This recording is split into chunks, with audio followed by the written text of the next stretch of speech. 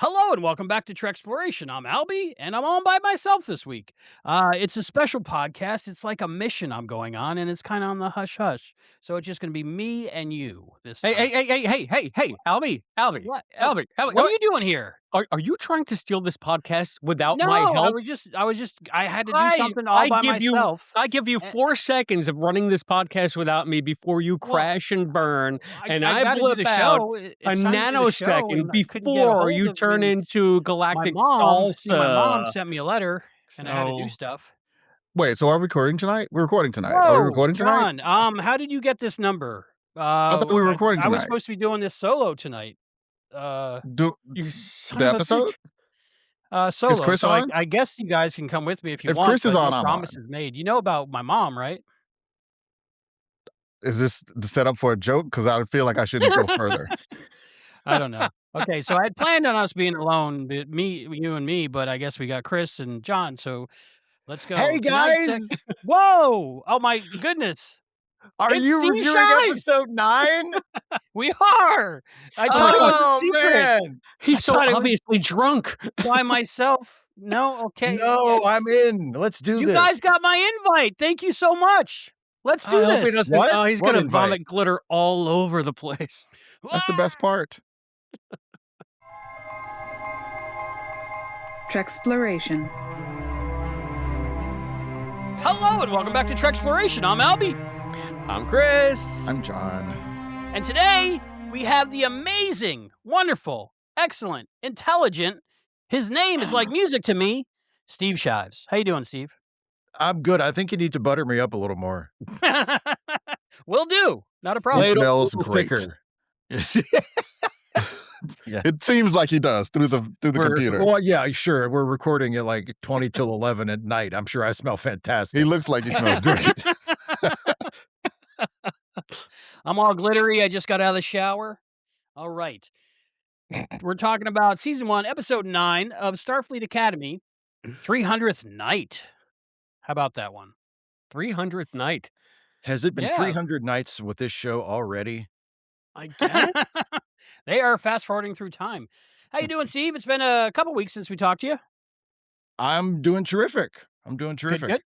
Yeah, Glad to hear it. that's it. That's all. Nothing's that different. That's it. We Done. haven't. It hasn't been all that long since we've spoken. Steve, Sure. but we haven't spoken to you since sort of the beginning of the season. How have you liked the way Starfleet Academy has progressed since we've spoken to you? I have mostly Good really question. liked it. Well, I that's have good. mostly really liked it. Yeah, really strong season overall. I would say there have been there. I mean, I know I'm in the minority. I really didn't like episode 5. I really didn't like episode 5. But other than that, I have thoroughly enjoyed it, and I'm really happy with the show overall. Yeah. Episode you like 5 is 8? the The same Sam. episode. The same Did episode. I like 8? Yeah, I did like 8. Yeah, were you a fan? I did. Yeah. I did like 8. Yeah. Yeah. Good. I thought it Yeah, was good. One of my favorites. this Picardo season. Picardo carried it. Picardo killed it. Yeah. Yeah. Amazing guy. I was very surprised at how much dislike there was for that episode. I thought it was amazing.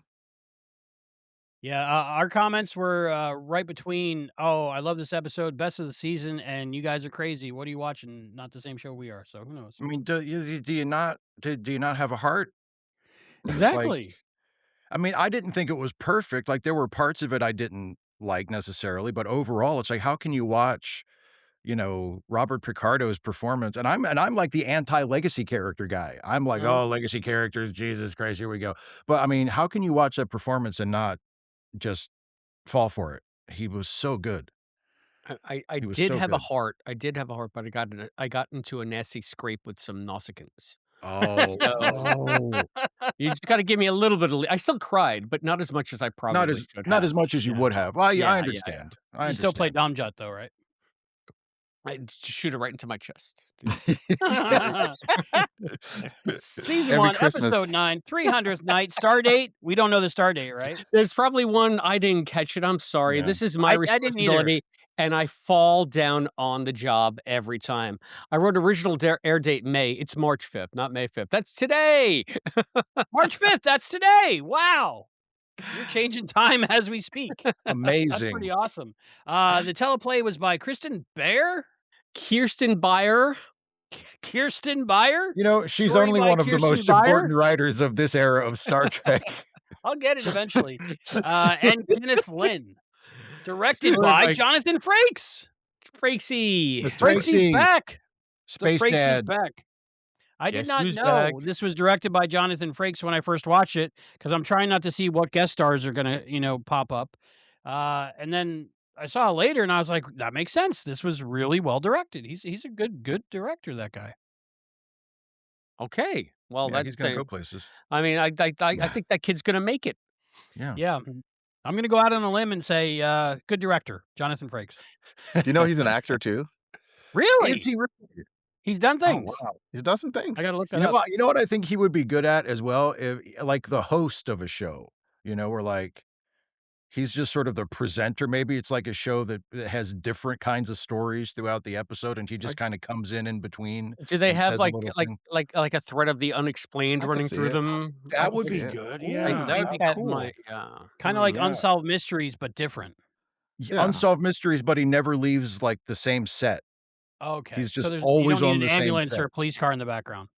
No, No, just like Weird Doodads. Something like Ripley's Believe It or Not. like Yeah. Ripley's. Yes, Or Yes. maybe In Search of. In Search of. There you go. I remember him now. A guy from wasn't he in like a miniseries like North and South or something? North and South. Yes. Yeah, yes. that guy. Yeah. I That's didn't. correct. Cuba, I That tracks. I'm not sure, Yeah. but like he's got a killer beard, so that works. Yeah. I Yeah. can see it. Well, most Speaking of directors do killer have beards. beards. So this is the drive. This is the drive to 1,000. We are so close. So close. I was not going to shave, but we have what, 30 more? 30 more Yeah. subscribers to hit 1,000, which is our threshold to start Sweet. growing our mustaches. So Yes. I have confidence that the amazing Steve Shives will be the draw that puts us over the top. Yeah. And I'm Subscribe, not you losers, you I freeloaders. shaved yesterday. I'm not gonna shave until I got the full beard and I Nice. can make the mustache for our 1,000th subscriber on YouTube. So if I you're shaved- watching us Yep. and you haven't subscribed yet and you want to see Albie and I with ridiculous mustaches, we I can't do. wear it. Well, look at Steve. Look at that handsome bastard over there with his damn face. He's a regular. We were talking about Frakes. Frakes who? Yeah, the Steve Shives beard. That's what people got to go Well, for. who do you think my role model is? Oh, there you go. I mean, Yeah. my actual father, but also Jonathan Frakes. Just so you know, if you're new to the channel, I have a phobia of mustaches. That's one of the reasons we're doing this. So I don't mind beards with mustaches. They're fine. you But if it's just by want- itself, freaks me out. If you want my wife, Dr. Laura, to finally come on the show in some capacity, she will probably do so to bitch at the fact that I have facial hair for Treksploration because she loathes facial hair on me. And she will be, and I told her about it a week ago. Oh, we're doing this gimmick. And honestly, the stink eye I got.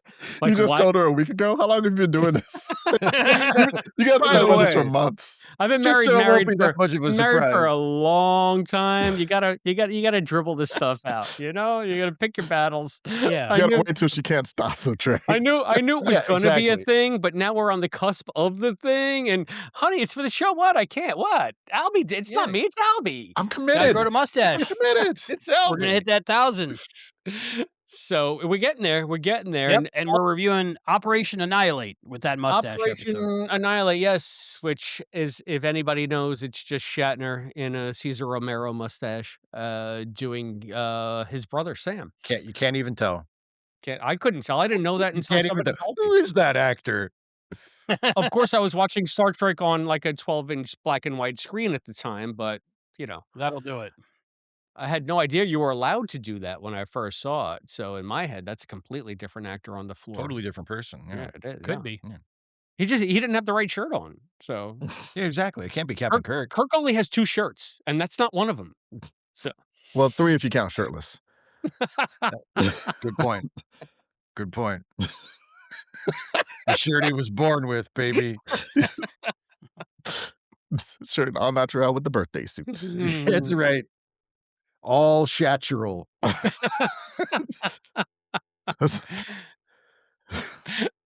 This is going down a dark, dark road, It is. I was at a or maybe trivia a very trivia maybe a bright, contest bright road. I last don't week, and know. Olestro was, like, one of the answers.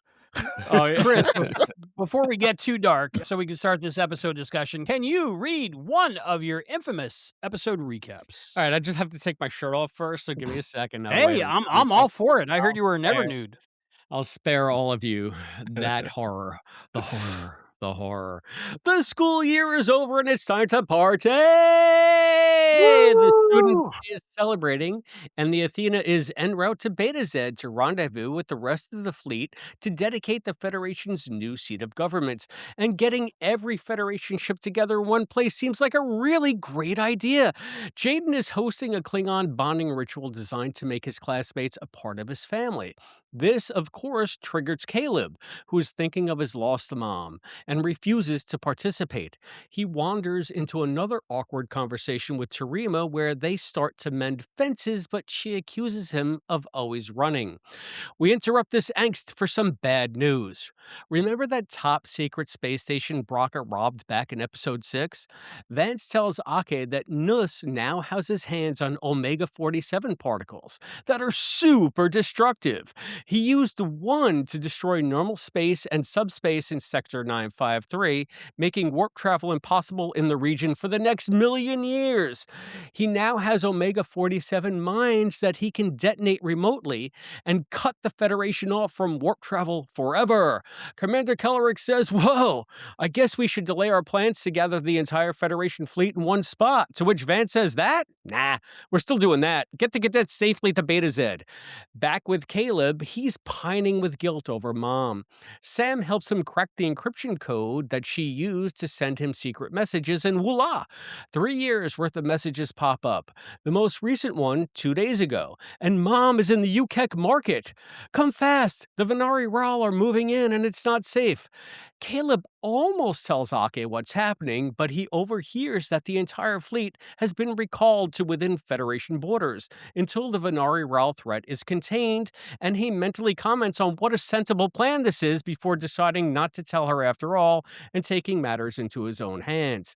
He goes to hijack a shuttle, and Sam pops in. As he's trying to dissuade her from joining him, Genesis and Darren pop in for more reasons. And he's all like, "It's my burden to take the ring to Mordor and destroy it in Mount Doom." And they're all like, "We're not going to let you do it alone, Frodo." And thus the fellowship is forged. Operation Mom Rescue is go. A short ride through a transwarp conduit later, and the kids are in orbit around UKEC. They took some mechanical damage, so here's the plan. Genesis, Darum, and Sam will trade star charts for the repair parts they need, and Caleb will find Mom. "You will not find a more wretched hive of scum and villainy," he says, "so everyone watch your backs, remember where we parked, and meet back here in half an hour." Back on the Athena, Terima and Jaden discover Caleb's pad with his newly found mammograms. They take it to Ake. She fills Vance in on what happened. He says, "Crap, UKEC is about to be annexed by the Venari Ral. Good thing I've sensibly ordered the entire fleet to stay within Federation borders. However, I know you're going after them, so this is what you do. Get all the kids off the Athena and take it to the edge of Federation territory. Let me know what scans reveal. If you jump the border, I'll have to disavow all knowledge of this mission." So Ake, the Doctor, and Reno take off in pursuit, and while on the edge of Federation space, they discover a seemingly randomly placed Omega 47 mine. They also discover that Jaden and Terima have stowed away on the rescue mission. Knowing that the kids are on UKEC, Ake orders the Athena to go to maximum warp, out of Federation space. Impossible mission accepted. Back on UKEC, Caleb finds Mom, cue the tearful reunion. She meets the gang and is understandably suspicious of them. Caleb understandably hides the fact that they are all Starfleet, but the Venari Ral are about to descend on the planet, so Anisha, that's Mom, played by Tatiana Maslany, back Anisha. from episode 1. Anisha goes to find transit off-world for her and Caleb. This is when the gang realizes that Caleb isn't coming back with them. Caleb says a bunch of hateful personal stuff to drive them away, as cruel as an orc arrow in Boromir's guts, and we all weep at the breaking of the Fellowship. But not so fast, because it's time for the third act turn. Sam, Genesis, and Darum are waylaid by a Venari Ral patrol and accused of being Federation spies. Caleb is escaping with Anisha and says he can't can't leave them to die. See, Mom, I'm Federation too. And he runs to the rescue. Genesis, Darum, and Sam are tied up and being interrogated. Anisha swoops in, giving them a cover story, but Ake hails them just at the wrong time, her voice coming over their poorly concealed comm badges. Caleb takes the initiative to tell Ake where they are in a sneaky code. The inevitable firefight ensues. Anisha is hit, the Venari Rowler closing in, but not so fast. Ake takes the Athena down right above the marketplace and beams the gang aboard. The Athena warps away, but the Venari Rawl are in pursuit. They knock the Athena out of warp and scoop her up in tractor beams. Ake orders that they cut the saucer and leave the atrium and the rest of the ship behind. They engage reserve nacelles and warp away once again. Just then, Rito detects more Omega mines, and they're surrounding Federation territory. Bracca's evil plot is revealed. He maneuvered the fleet into a defensive position, driving them all into one place so he could put a wall around the entire Federation, and who could have seen that coming? The Athena is now the only ship not trapped. Ake orders them to hide in a nearby nebula, and as Reno sends out plaintive maydays, Nala goes to sickbay. Cuckoo-ca-choo, Ms. Muir. We meet again. To be continued next time on Starfleet Academy. This was the penultimate episode of the first season of Starfleet Academy. Wow, that was an amazing episode recap, Chris. Thank you so much. I tried. I put in a lot of subtle things about what I think about the episode, or maybe not so subtle. I don't know. But as I said, there's some things, and there are some things. I guess it's first impressions. Yeah, Hold out that olive branch to our esteemed guest, Steve Shives? I agree. Steve, break the ice. Wow. Break the ice for episode 9. I I thought it was fine, but it's a lot of setup. Hmm. Ooh. And it has both the advantages and the disadvantages that most first halves of two-part episodes have, in that it can spend its time setting up a whole bunch of really interesting or potentially interesting things, and it doesn't have to pay off any of it. Uh, So so you've got me, so the first impression was I was interested in it, and I liked a lot of where it seemed like it was going. Some of it I didn't like. I'm not a huge fan of Bracca's take over the galaxy plan, 'cause I think he works better as a small scale villain than a take over the Federation level villain. Um, but for the most part, I was interested in it, but I was also holding my breath because I was like, "They're gonna have to pay this off in the next episode," and long, bitter experience has taught me that part 2s are almost never as good as part 1s. Who hurt you, Steve? Point to the Captain Kirk Well, doll and show me where they hurt you. Fire. Oh man. Yeah. If you couldn't tell by some of the snark in my recap, I have really enjoyed Starfleet Academy for the most part throughout this entire season for the way it subverted or exceeded my expectations. This is the first time this entire season since I've seen this show where I can say this is exactly what I expected to happen on Starfleet Academy this episode, both in good ways and bad ways, and we can get into that, but it was by far, to me, the most predictable of the Mhm. episodes that we've gotten this entire season, especially when you put it up against episode 8. So, there's a lot more to discuss with that, but that's my first impression. Beautiful John Irons. I thought it was I'm kind of in line with you guys. I thought it was fine. I guess more in line with Steve. I thought it was fine. I didn't the stuff it was I guess it was predictable.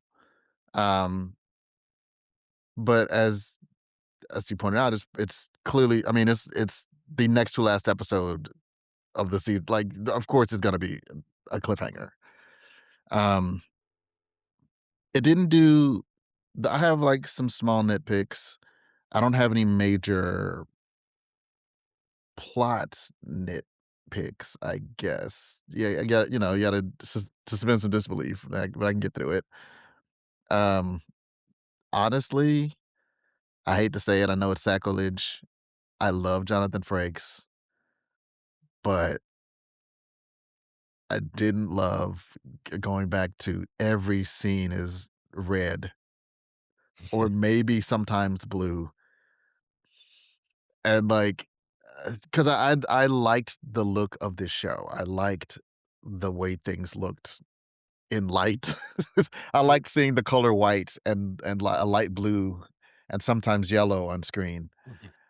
And like, I don't know if we got any of that this whole episode. I think it was a very I don't know, man. Like, I'm obviously the red alert scenes are gonna be red, but even when they weren't in red alert, it was red. And when they're talking in the turbo lift, it was, I think, red. And of course, you know, you'd have the Klingon ritual, and it's mostly red. And then they're asleep, and Caleb's talking to Sam in their quarters, and I think it was blue, but it might have been red. like, I'm like, can I just? It Yeah. looked to me the way, and I guess it makes sense, like, you know, bookend wise, it looked like the first episode, but it was also the episode that I liked the look of the least. Hmm. Um, but yeah, like as a episode 9 of a 10 episode season, I thought it was fine. Like like you said, like it set things up the way you knew they would. Like the kids are going to be off by themselves somewhere and they're going to have to save the day, hopefully, somehow. And we knew that the mother would return because as she did. Didn't love the hair. Gotta say, didn't love it. Personal, not for me. Uh, but well, we can go into it more. We can go into more later. Not the hair. That's pretty much the end of that conversation. But just overall regarding conversations Oh, we'll about go into that hair again. Don't you worry. Don't you fret. Albie, what'd you think of this episode? It's a good part 1, and it was picking up on a lot of threads throughout the season, but it didn't really do anything with the threads. It kinda just showed you the threads, except I guess for it progressed the whole Caleb and Mommy story, which which we all knew was coming. Otherwise, why would they get She-Hulk to be Mommy? Um, but it was okay, but I don't think I'd wanna wait a week between watching episode 9 and 10 because hopefully they're going back to it in episode 10, and it's not just another, like, spring break hangout and stick your hand in strange places with Genesis. Wait, No. did I dream that one? I don't know. what? So I'm sure we got a lot to talk No, about. the one you dreamed had, it was Sarima sticking her hand in different places. That's the That's one you it. dreamed. That's it. If you're going to San Francisco, right? Yeah, I think we're all All right. if So you where are. do we begin with this Anyway. episode?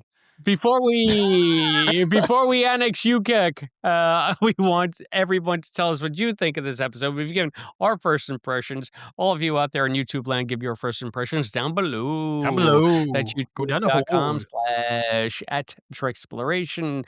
Like, subscribe, share. And if you'd like to support the show, you can do so on Patreon. That's patreon.com/Treksploration. You can hit us up on Blue Sky. That's Blue sky, smiling at me. Treksploration.bluesky. Nothing but blue skies do social. I see. Treksploration.bluesky.social. And email us, treksplorationpod@gmail.com.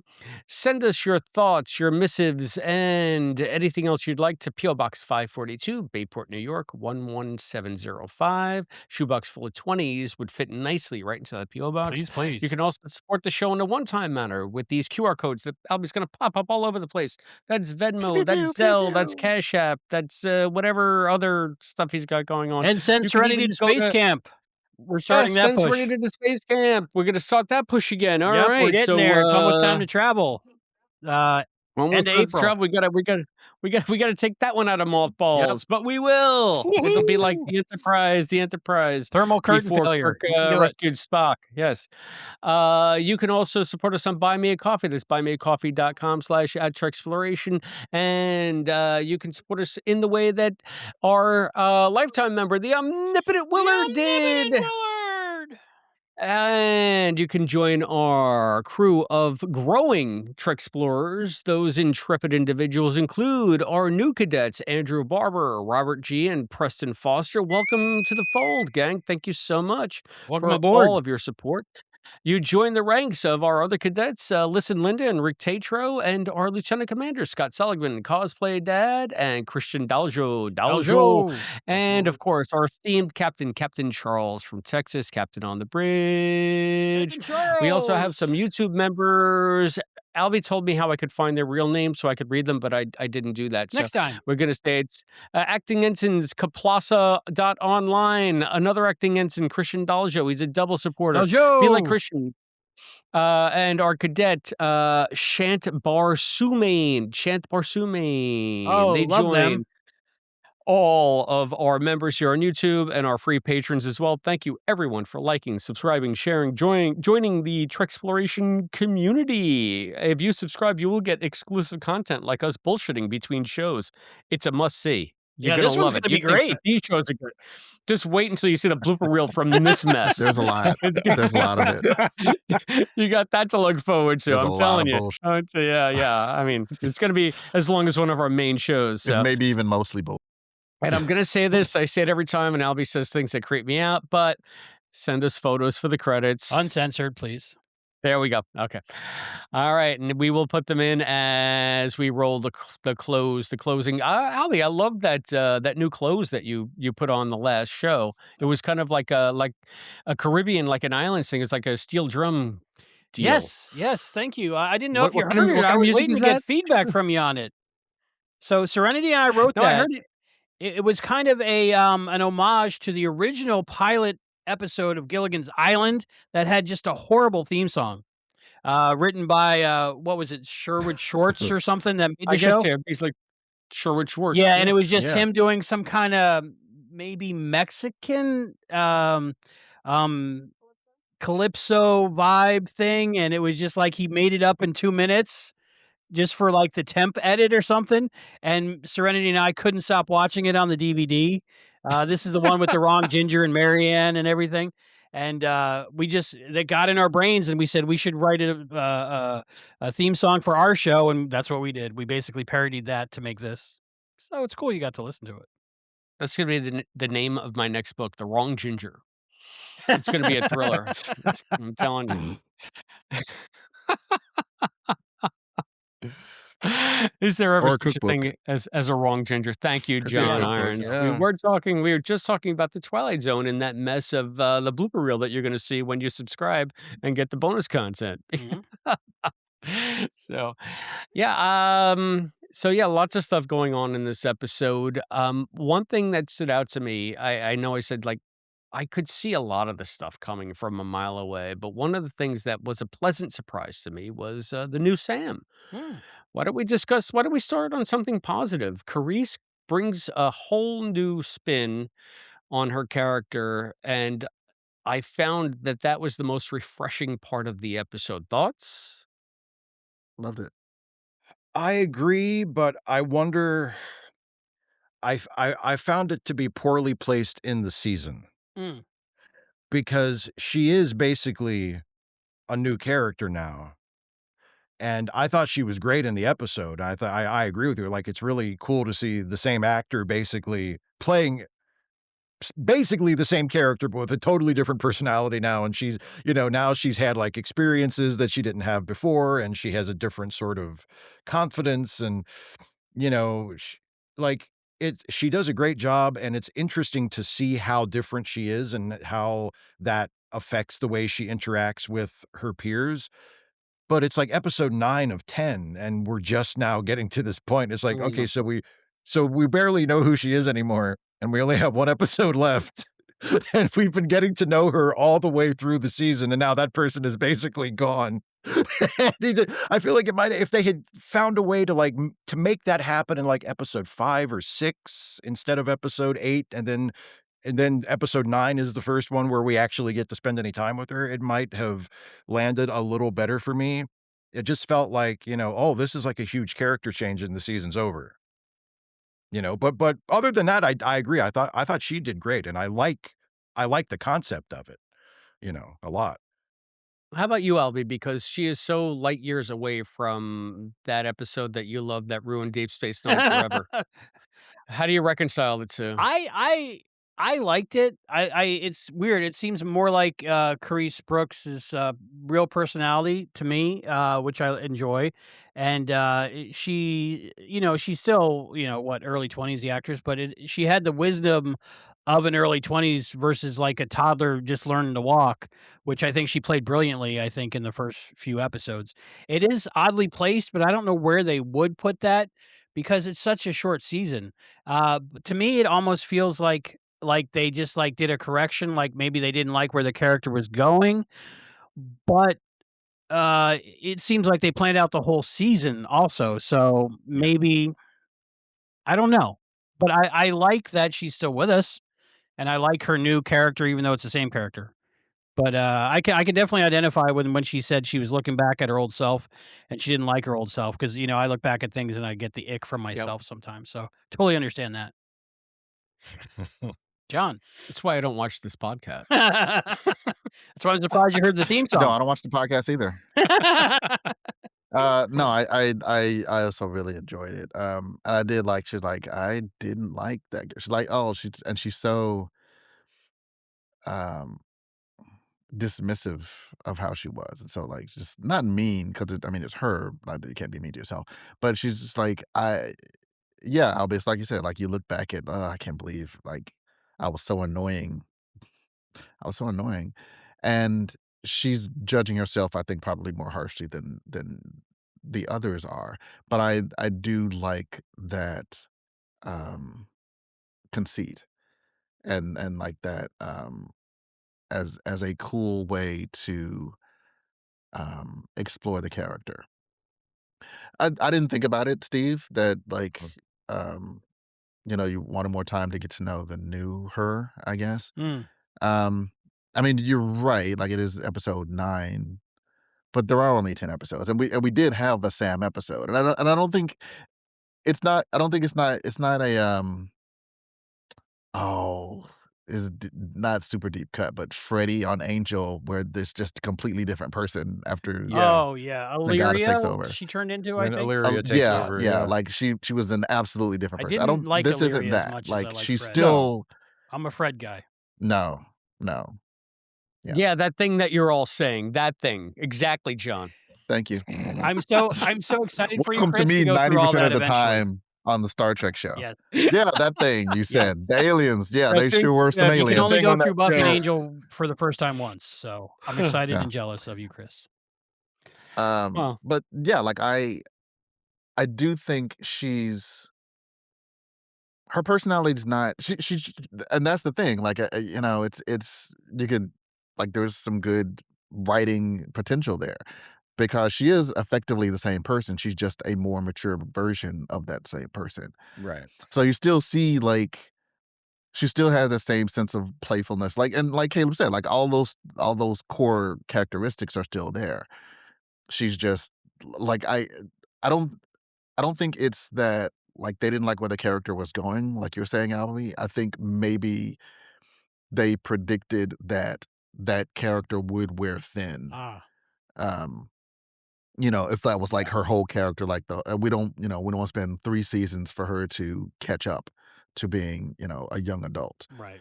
So they kind of literally fast forwarded it, but kept her as the same person. So I'm good with it. I'm good with it. I hope that I this show has earned some cred for me. Like I trust they that they've thought about these things so far. Yeah. Again, I've been pleasantly surprised, the whole season, and I hope to um, continue that. Yeah, and I'll definitely go along with that. I mean, the show has earned credibility with me too. And I mean, we know that we're at least getting a season 2. We don't know if we're Mhm. gonna get anything beyond that, but we know we're at least getting a season 2. And so I'm looking forward to seeing more of the new Sam in that, and I imagine they'll have some stuff for that character there. Um, but it just I just and yeah, again, like, I don't dislike anything they've done with her. I like the old Sam and I like the new Sam. It just feels like and it doesn't read like a course correction to me. I'm pretty sure this was the plan all along. I Okay. don't think they got halfway through and they were like, "Oh shit, we have to do something about Sam." Like I figured this was where it was going. Looking back, it feels like they were obviously writing to this all along. Some of it just feels a little crammed in, Yeah. you know, for I hear such what you're big character saying. moments. Yeah, but I think, like, where else are you gonna put it in the sense that you wanted to have the R Town episode where Sam does undergo her metamorphosis, but in order to do that, you have to really fall in love with the clueless puppy Sam that's so awkward and friendly so that you can have that moment, that profound emotional moment when the doctor refuses to hold her hand, and it's like, "You Mhm. monster, how can you not?" Yeah. Uh, and Because I miss my hologram baby. Get over it. yeah, yeah, I guess, 900 years later. I haven't seen that Well, episode, Get so I over it. don't judge. It affected me in the moments. I like the I context. miss my pretend family from Voyager. Get over it. I Just get like the over it. how dare you? Walker, now you sound like me, Steve. Yeah, I'm I starting know. to like you better and better. Walk it off. Hey, Put I your head hate down. Put your head down, go to work, shut up. I Anyway. hate Star Trek. Why does anybody watch this crap? That was a good video. Yeah. So yeah, I can see where they wanted to keep Sam as sort of that adorable, innocent being right until that moment, but now we have to change the character somewhat. Yeah, is it weird? I guess, but I think the placement is fine because this Sam is a lot more predictable. I like the Sam because she's as cringe about the Cisco episode as I am. So it's finally a Sam I can get on board with. I like her more and more the more you talk about her. Like, you're right, Sam. That But episode was garbage. yeah, but other than that, I mean, yeah, I feel like this gives Carice something else new to do. So I think that's good. I had a real hard time figuring out why they would have changed the entire character of Sam to fit Carice's profile, as they said. I think in the press stuff when we saw her and we tested her, we loved her so much that we actually altered the character to fit her strengths and to fit more of her personality. And I'm thinking, if if we're talking about the Cisco episode, I can't understand that. If we're talking about this episode, I can understand that. So the only thing that I see that's a little bit more of a negative here is that Sam is a bit more predictable here? Not entirely. There are moments in this episode where she surprised me, but there were also moments where I felt like, and maybe that's just a victim of what this episode needed to do, where it's by the numbers. Somebody had to fulfill this role, so we put Sam in this role. Yeah. I So feel she portrayed it well. It's kind of like when you knew somebody as a child, but then you meet him again while you're adults. It's like, yes, it's the same person, but it's also a totally new person. And I think it was written that way, and she played it that way, and it was very recognizable as that for me. So I did like that part of it. And they have to really, they can't do like they did with Data and take 7 seasons and 200 episodes to get him to where, his arc was gonna be. If they're only getting 20 episodes, they gotta fast forward everything, I'm guessing. They're already almost at the first year of, Starfleet Academy, right? Mhm. well, Mhm. this is Yeah. 300th night, so yeah, Yeah, this this is is the their end of first year. the first Yeah. year, yeah. Yeah. Yeah. Yeah. So, everything's So a is fast forward. 300th night am I, like, really old now? Is 300th night something, or is that, like, an invention of the show? I've never I've heard of never it. heard it, I've never heard of it, so but we're all old, so that doesn't Yeah, who necessarily knows? answer your it's question. something we know, something we know, something we've never heard of. That's the pattern. So we had, like, Spring Break and something else, and now we have 300th Night. Oh, Right, we had the Frank War All Worlds and Day. Double There you Secret go. yeah, All Double Worlds Secret Day, So Preparation. yeah. Right, right, huh. so when they go to Cask, it was 206 days because that's because the makers say it was like right. It's Oh, like yeah, well, that this it's yeah, that she's existed for 206 days or 200 and something something like that, days. yeah. So yeah, Yeah, so they were coming up on this. yeah. Um, I also sensed a little resentment in new Sam, and I think that might play out later, like maybe in season 2. But, the other Sam only had, what, a few weeks of life before she was shipped off to Starfleet for her purpose. The reason she was Uh-huh. made to be an emissary between the two people, and to find out if humanity was worth interacting with. But now she's had 17 years, according to her perspective, to know that that's what she's destined for, and she has no choice. And she seemed to be bothered by that earlier on a little bit, but now she's like had time to grow resentment, and also she's had a whole life that wasn't that, and she might not want to do that, but she's doing that. So that might be part of the, I need the room assignment, I need my own room, I need my space. She might not be happy to be there. I didn't pick up resentment. Like it didn't seem like she didn't want to do Starfleet, but it did seem like she wanted um she just wanted to try more stuff. Ah, Which so that's what I took. Like I want it's like you know, I didn't have basically enough experiences. Like she wants to, and I guess to a degree she does want to like make her own choices. So I like I see what you're saying, but I didn't see any like spite behind it. I didn't okay. see No. it didn't seem like she was mad about it. She just seemed like I'm wasting time. I wasted all this time. I Well, gotta get on it. and also, and I don't know how much of this was conscious, like, in the minds of the writers when they were coming up with it, but one of the things that I noticed and thought was a little odd about, like, the mostly very, very, very good episode 8 was, so her childhood was just her and the doctor? Yeah, that's Like, it weird. was just her and the doctor for I've 17 years? I've been And, thinking about a that.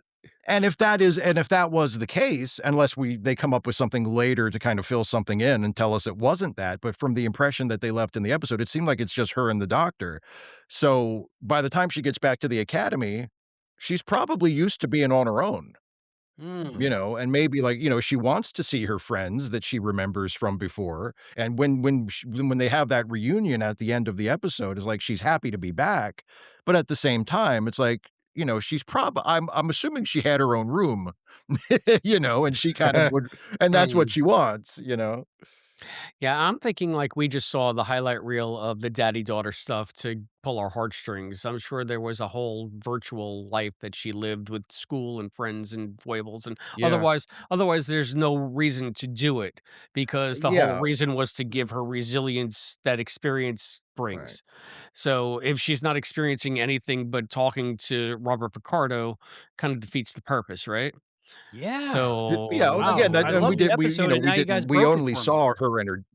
Yeah. Well, I'm Well, I trying to just remember now. Like, no, wasn't there? we just saw the happy daddy-daughter things, but, I And mean, there and was a and maybe whole that's life. the case, yeah. Maybe Yeah. that's the Didn't case. she We like just skin saw her knee or the something? daddy-daughter stuff because it was about the doctor and her, but, I mean, Right. yeah, if not, it feels a little weird that she just grew up with her dad and that was it.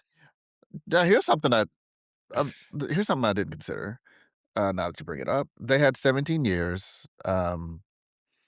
We only see her and the doctor. Let's Uh, say that there's holographic school or something.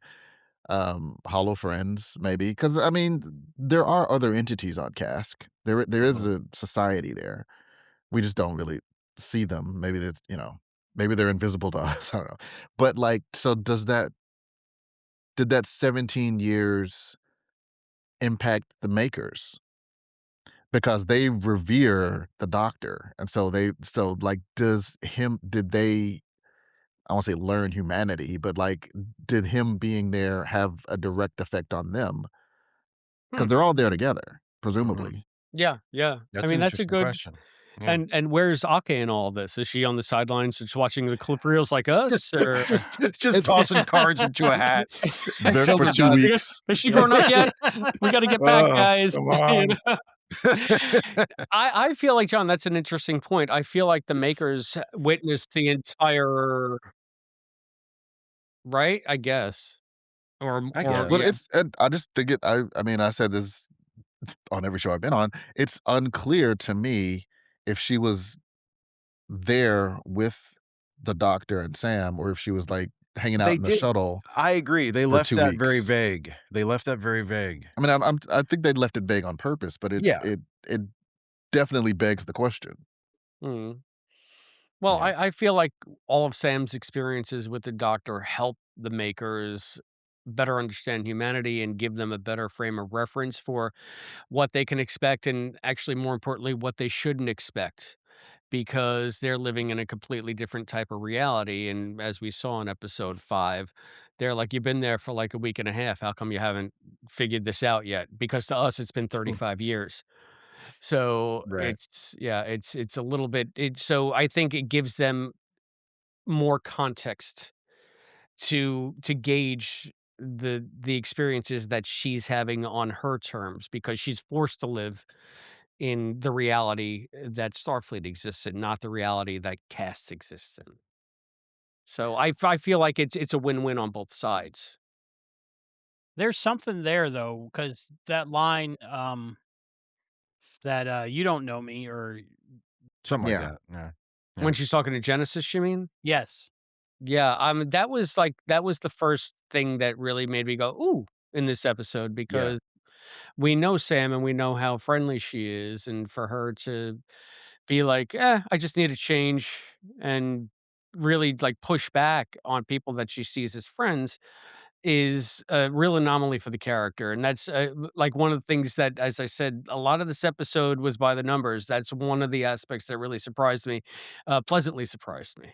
because it gives you something besides plot to go on or the usual Caleb stuff. We got a lot of the usual Caleb stuff here. Yeah. Uh, I do like that people are starting to call him out on his bullshit though, like to his face. That's nice. Yeah. You know what would I've seen none of season 2. I don't know any behind the scenes. I don't, nothing like that. Uh, but it would be cool if they just like made her a sister. If like, because that is another that is definitely a college experience or a school experience is having your sibling, show up and you're kind of responsible for them, you're kind of not, and like that I mean, I'm not even saying I necessarily want it, but No, it would be I actually think that's a great idea, and because we saw so little of what her life was actually like during that childhood period, like, they're free to just make stuff up, every once yeah. in a while, like, for as long as they're doing the show. If they want to introduce relatives and have them come in or, Yeah. "Oh, it's your We're talking best about friend from Sam? back home." Yeah. A And sister they Yeah. would be yeah, cool, but she would yeah. need, like, a facial tic and keep trying to contact a crystalline entity. No, no, no. But they just No, no, no. no, no. Uh but yeah, like and it just like we learned a lot. We learned a lot, from Sam's experience. When and she's basically I won't say a better version, but a more advanced model. Yeah. I don't Um, like that at all. you know, I don't. The only way that's gonna fly with me is, Sam's sister is named Al. That's it. Oh, there you go. So okay, then alright, there that's we all it go. takes. No, Done. but no, from what you're talking about, John, like, that to me smacks of gimmick. And we've already had enough evil twin gimmick Well, bullshit no, with I'm not. next She's gen. not. I didn't. She's not evil. She's That's a what I'm good saying. Like twin. she's She's a she's good not. She's not sister. evil. She's not What's the a dynamic? Are brat. they gonna be frenemies? Or is it gonna She be like she's they're gonna one just up me? Am I they're just "Oh, they're you just did it siblings. again, They're just Al." No, siblings, and she's your little sister who comes in and flirts with the boys that Sam likes. she's not a better person, but she is more capable. That just Sh seems to me like typical TV show nonsense, I'm sorry. well, Eh, Uh, we'll fight I over mean, it but one day. I feel like this show has avoided pitfalls like that if she was throughout, and they introduced, could do it. from the sister's perspective, the episode could be called My Sister Sam. How about this? My Wow. slutty sister, Sam. Oh well, Uh-oh. As long as A simple, everybody's over 18, right? work from Like, work, I comparison, don't feel like that maybe? would fly in Starfleet though. Maybe not. If this were just college, yeah, but not in Starfleet. That's a distraction. Albie, I'm sorry. I did get your Pam Dauber reference there. Did I go too far? No, it was low-key No, I got brilliant. it. I got it. It I'm was sorry. low-key brilliant. I loved it. Were we supposed to acknowledge it? Please don't acknowledge My me. bad. That'll just encourage me.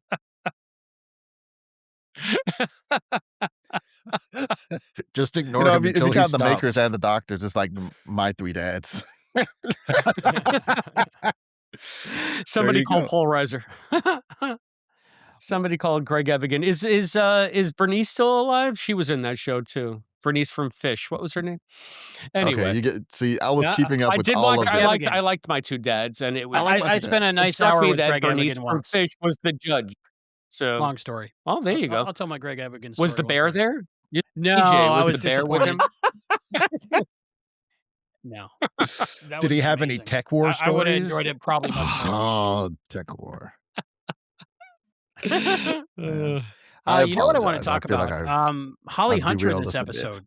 I don't know if it was between her and Jonathan Frakes, directing her, but she seemed to go crazy, wacky, weird while she was on the bridge, frustrated, of course, by the situation she's in, but also just, like, she took it to another level, like, they didn't she went full out, and they didn't pull her back at all, if that makes sense. That's what I got from it.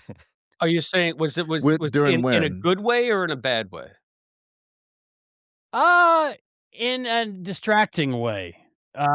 It was good, but it was definitely big. During what scene? Like, what during what event? When, she was, like, researching stuff, and after she had found, the other 2 kids, and, she was, like, talking to herself and talking to people on the bridge and looking at the view screen and trying to figure out what's going on, and she was just very frustrated. She just seemed to be going cuckoo. I didn't really notice that, but I guess because I have found her to be kind of big, like, throughout the season. I mean, in a good way. I've loved her. I thought she's been wonderful, but Yeah. she has like, she's given Captain Ake this side of her personality where she, like there are times where she's, like, really, really kooky and, in a very theatrical way, and I think it works. I really like, I think she's one of the best parts of the show, but so she didn't strike me as unusually big in this episode, but, your mileage may vary. I'm sorry, am I the only one who the red bothered? Is it just me? Are we still talking about the color palette? What are you, I Alison We Pregler? didn't talk about it. I bitched about it, and then no one replied. I'm like, I just wanna know, is it just me? I You I don't even have to, like, have a conversation. I just, like, liked it, didn't like it. I have honestly had recurring problems with the color grading of the show the entire time. Mm. It hasn't usually been bad enough that it, like, diminished my opinion of the episode, but there are a lot of episodes where you can tell that it's, like, they've done something with the lighting in post-production, and, like, that's not the way the set actually looked when they were shooting that day, and I've found myself thinking a couple of times, like, "Man, I wish they would just light it the way they want it to look."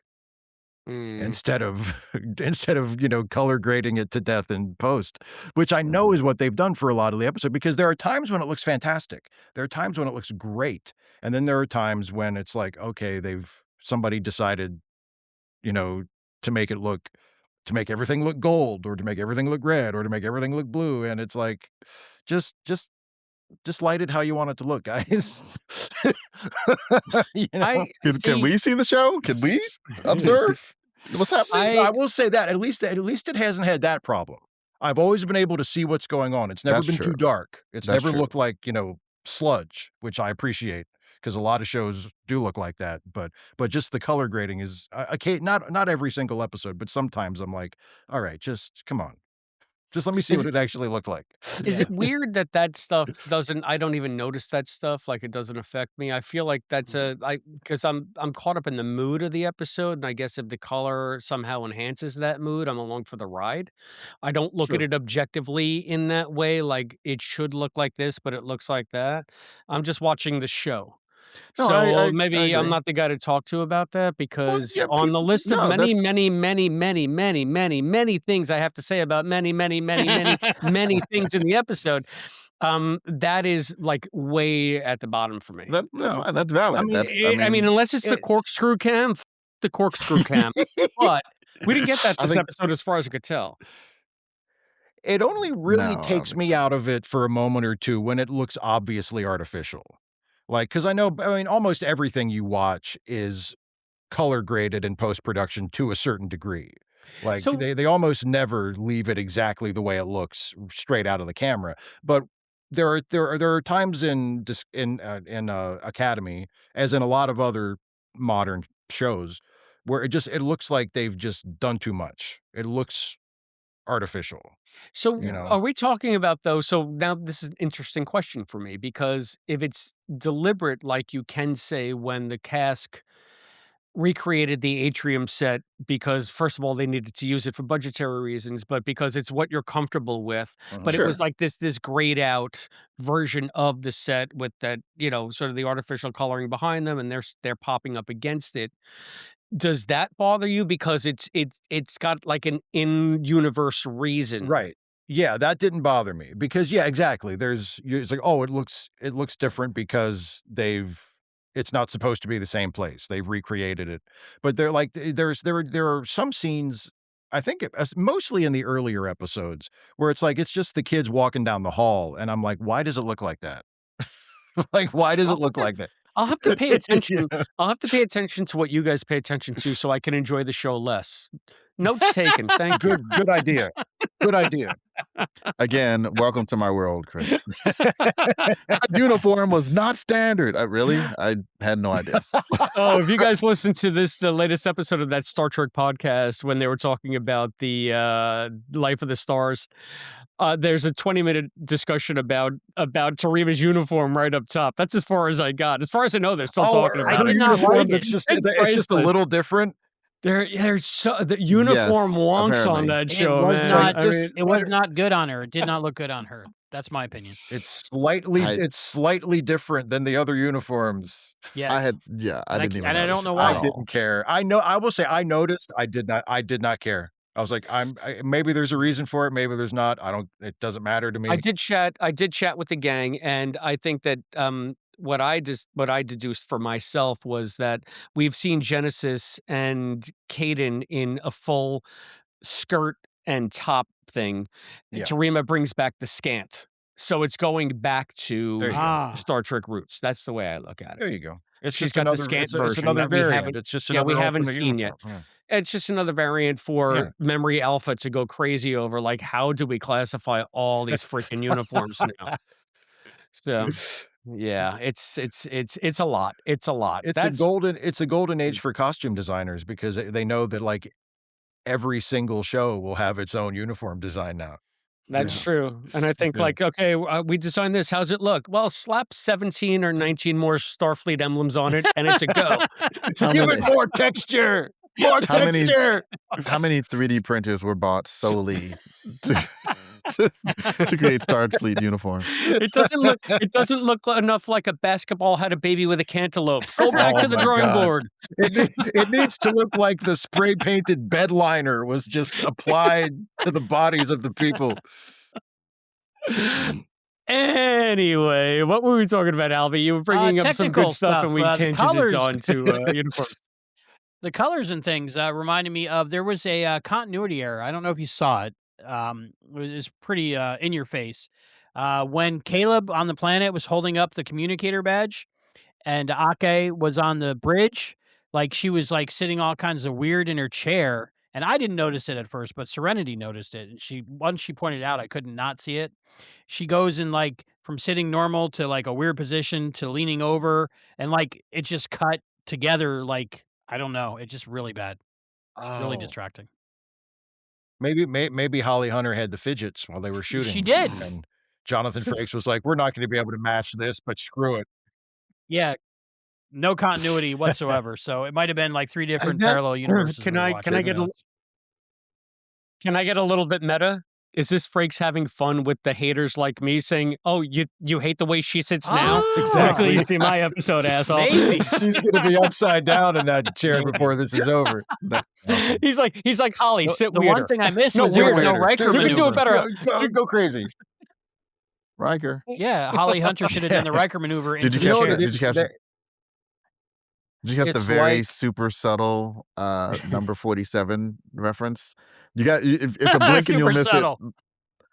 super Yeah. subtle throughout the entire Super episode. subtle. The main MacGuffin of the The main entire MacGuffin is Omega finale. something 47. 47, yeah. You mean the 47 times they pointed out that the fleet was gonna be in one specific area? I Yeah. wonder what Noose is planning. That's I wonder not gonna be important, is it? I mean, You know what? Okay. They're It's gonna really sound like I'm hammering that into our skulls for probably no reason. this. I'm about to complain more, even more than I feel like typically I'm on the other side of this, so I'm owed some bitching. And this is not just Star Trek. This is a pet peeve of mine in sci-fi a lot. But the end of the episode, they're outside the minefield, the bubble. Why is it a perfect sphere? What? How? What? How's Federation space?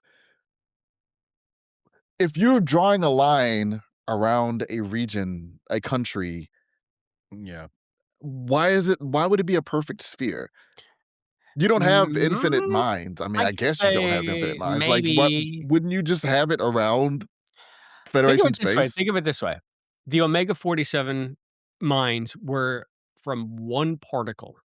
How small is a particle? So if you have, like a vial of that stuff, you have a virtually endless amount of particles that you can do. And maybe you make it a sphere so that you can have the cohesion that you need to make the wall. It doesn't mean that you're conforming to the boundaries of Federation space, which is just really stupid to begin with. Again, this is an omnidirectional thing where they treat it like Star Trek has always treated space, like a giant space lake where it's on a plane where everybody just floats up to it instead of having a Well, y-axis, a z-axis. they made a sphere. At least they made a sphere. And the thing is, like, Yeah. how again, like, to quote Douglas Adams, "Space is big. It's mind-bogglingly big." And to show, like, somebody surrounding the entire Federation, even the diminished Federation, is ludicrous on the face of it. I mean, just the amount of space that you would have to cover, the amount of time it would take him to go all around the outskirts of every federation in every dimension, Yeah. it would take him years. Not the 3 weeks since he stole the particles. So it's just like he stole the particles, he had to develop the mine, he had to develop the failsafe and the detonator, and then he had to spread those mines out all around Federation space Well, without being noticed. What Armada did that? How he's did they not go unnoticed? he's not doing it personally. He's Walter Whiting it. He's got But, yeah, people, but so who is He's and how? he's got an underground network of There were not that miscreants. many people in the galaxy to be able to do it that quickly, They that got light stealthily, speed. and All they gotta from do. Yeah, every it would take direction. It would take a long time, I think, to get from one edge to the other edge of Federation space in every Sure. direction. Well, This I feel is- like this- then you're this making is- more of my point. You're making my point more. Then Thi- it would make more sense to just go where you need to go instead of to make a perfect sphere just because it's a sphere.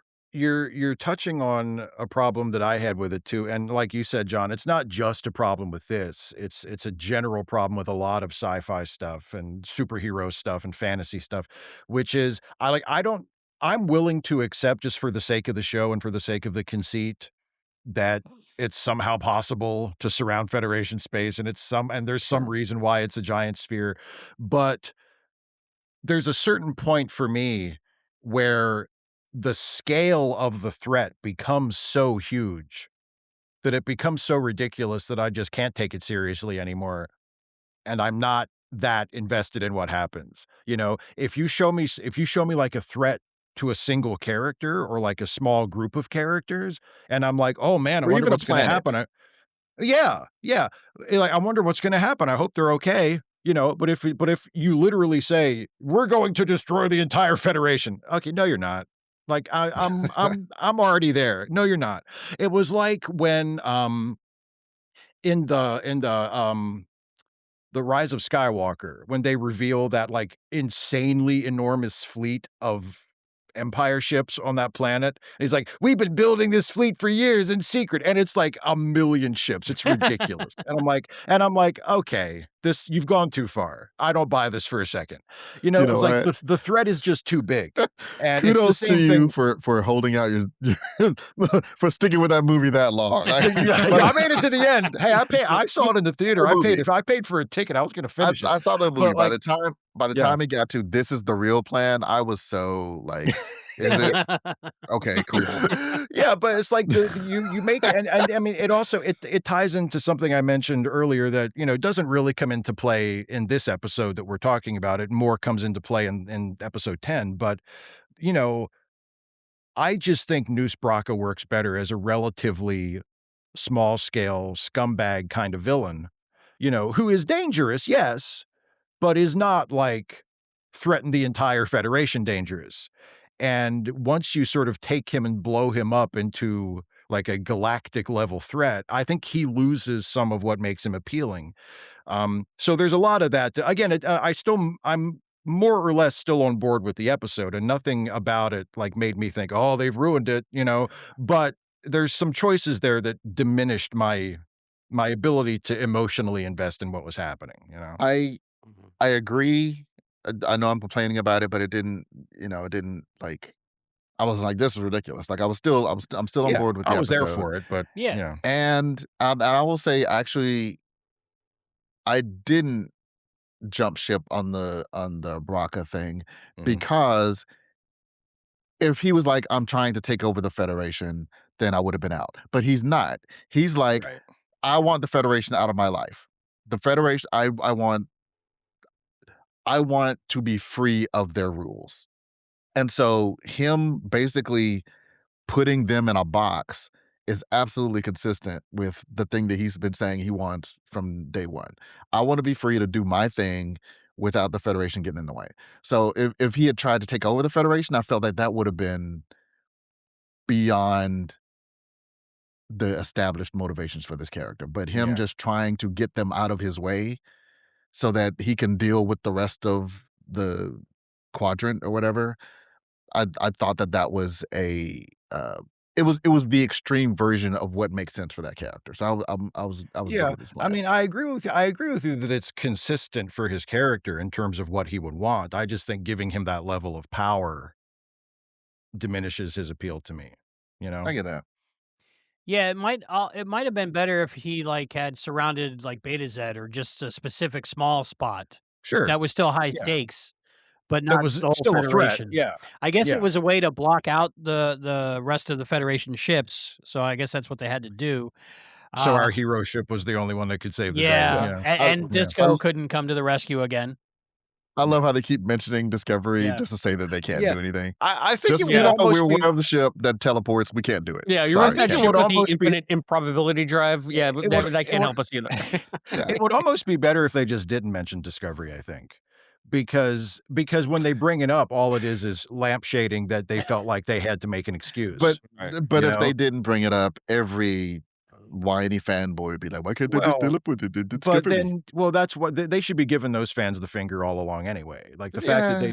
they don't go out of their way to give the finger to whiny fans like Well, that is okay, you know what? is one of my That problems with the franchise. given Like, you should be going out of your way to give those people the finger as many Hence times given as you hence can. Jonathan directing Holly to sit weirder and weirder and weirder. Exactly, yeah. Do a given the handstand this day, time. let's be honest, on the right day, those fans could be us. What do you mean? Why wouldn't they just do the I would well, then Look at me oh, are complaining they about giving the me the sphere. finger? Oh, well, actually, they gave me the finger at episode 5, so I can't complain too much. Yeah. That whole thing was like, "Well, let's give Steve the They finger. gave He's Chris gonna hate they this." gave Chris the finger in episode 9. Like, Well, And guess who the new teacher turns out to be? Steve, you're gonna hate it. Well, I mean, talking about inconsistencies and like weird timing, I feel like Caleb's characterization is all over the place this season. Like he's on board, he's not on board. I get it, he's conflicted, and we have to bring him back to that place of, needing to escape and be the guy who runs because mommy's coming back. So we have to put him, but it kind of reminds me like when it's going to be a weird analogy, but when you're reading a superhero comic and you love this superhero and he's grown in so many ways or she's grown in so many ways over the course of a couple of years, and then a new writer takes on the character and all of a sudden they write them like a rookie again. And it's like, what just happened? I know that you want what? And so, like, for me, it's like that's where Caleb's been like he has this growth and then he doesn't. And then he seems like he's on board and he wants to belong. And then Jaden is just like, come join my family. You're my chosen brother. He's like, nah, I'm not gonna do that. Feel guilty about mom.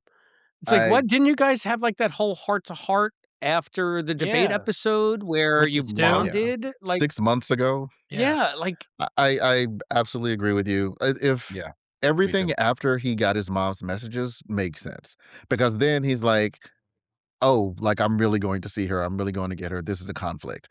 But before at the beginning of the episode, it doesn't make any sense at all that he wouldn't do the yeah, ritual. I agree with that. Because Yeah, I it's just, well, yeah.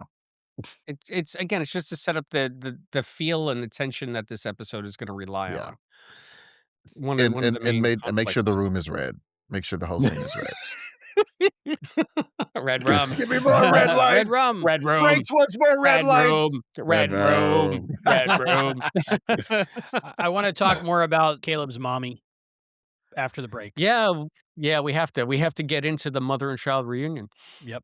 So we'll do that, and we got a lot more to talk about, and we got some games to play and some things to show off with Steve Shives. So join us in a moment. We'll be right back. And we're back. okay? Welcome back to Treksploration. We're talking here with the great Steve Shives, and we are talking about Season 1, Episode 9 of Starfleet Academy, the 300th night. Is it 300th night or the 300th night? I think 300th I think it's night. 300. I think it's I don't think there's 300th no night. article. There's no Yeah, article. it's like 12th night, but Exactly. Mm. So Steve stole my 200, but 278 more. there you go. How do you say She-Hulk? Taslani Mastrani. Help me with that. Exactly. You got it the first try. So when you see that, the first thing you think is She-Hulk and not Orphan Black. I haven't seen Orphan Black yet. It's on my list. Yeah, me too. I've Oh. never watched Orphan Black, so I think have she to. Oh, it's too. fantastic. I saw many of the episodes of the first season, Orphan Black, but I fell off of it, and I enjoyed her so much in She-Hulk, which is fresh in my mind because I just watched it about a month she's great. ago, She's and great she's in She-Hulk. fantastic in it. So when I see her, I think She-Hulk, and I think of a role that she had. I think it was in Carnival on HBO. She was like this Mm. radio preacher's assistant or something, or was that Perry Mason? Which it was an HBO show though. Set sometime in the old timies in the 30s. Carnival, Kathy Perry Bates? Mason, the Same thing. same plot, It's all- really. it's all No, set wait, in the that's 30s. Matlock. It's all said. It's the same universe. I mean, I'm pretty sure it's a shared universe. If you That- haven't that- seen the new Perry Mason that's on HBO, it didn't get a second season, unfortunately, but it was really Yeah. good. Oh, A lot of the- interesting. I a lot watched of the the- original And a Tatiana lot. and Tatiana Maslany may or may not be in it. a lot of the main characters from Carnival are definitely felons, so they probably would have ended up on Perry Mason They at some did point. good with her. I don't know what they did. I don't know if they aged her up or aged her down in the first episode in the pilot, but she looked like it was 15 years later. But like not in a bad way, but in a appropriate good way. I thought they I did think really I good think with that. it could be the haircut. John was ragging on the haircut. Or was it Steve that was ragging on? Somebody hated the haircut. That was me. Oh, Yeah, me I like too. it. I didn't It was a hate it. bad Kessler. Didn't hate it. I like the short-haired ladies.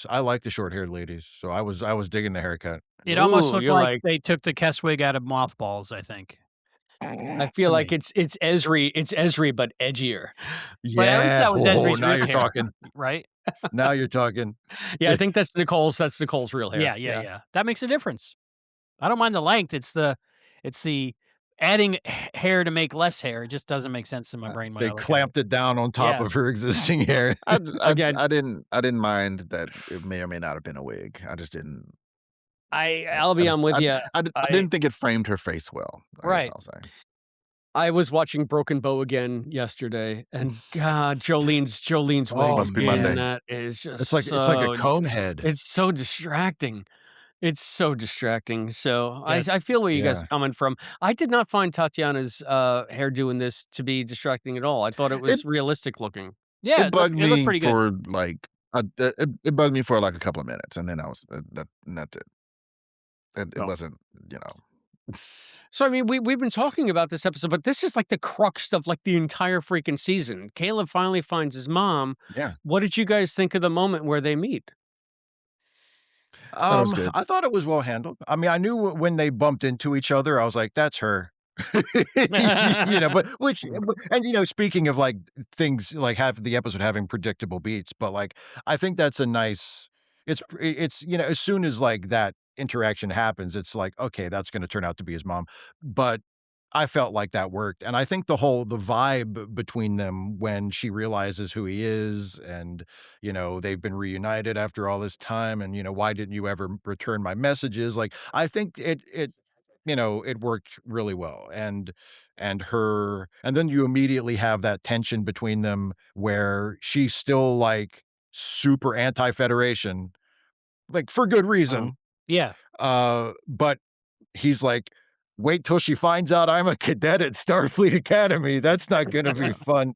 And Mhm. so you have that tension from that moment that, it eventually, kind of pays off in this episode. Because I mean, Them yeah. making the ship part together, that was really super cute. It's like, oh, that's where he gets it. She's a little techie too. Yeah. That was cute. I felt like, for me, the best moment was the very beginning when she's just asking him over and over, "Where did you go?"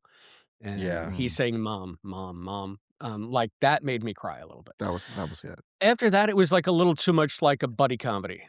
Like, "Did you scrub the serial numbers off that matter?" "Oh, I did, and I did the harmonics, and we're gonna build it. It's not coherent. Just be patient. We did it!" It's just like you I get it, they're in a moment and they have to, like, advance the story, but it seemed to me like they had the reunion and then it was too familiar too quickly. I don't Mhm. know how else you would have played it though. I'm Yeah. not Mhm. saying that's particularly wrong, but it was oddly unsatisfying to me. Mm. Is that a I Chris thing? It might be a Chris thing. I hear you. It didn't bother me.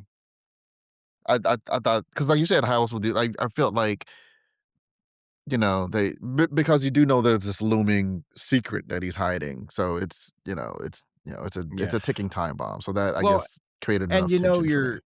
you're seeing it all through Caleb's eyes because, I mean, realistically, his mom is barely a character in the show.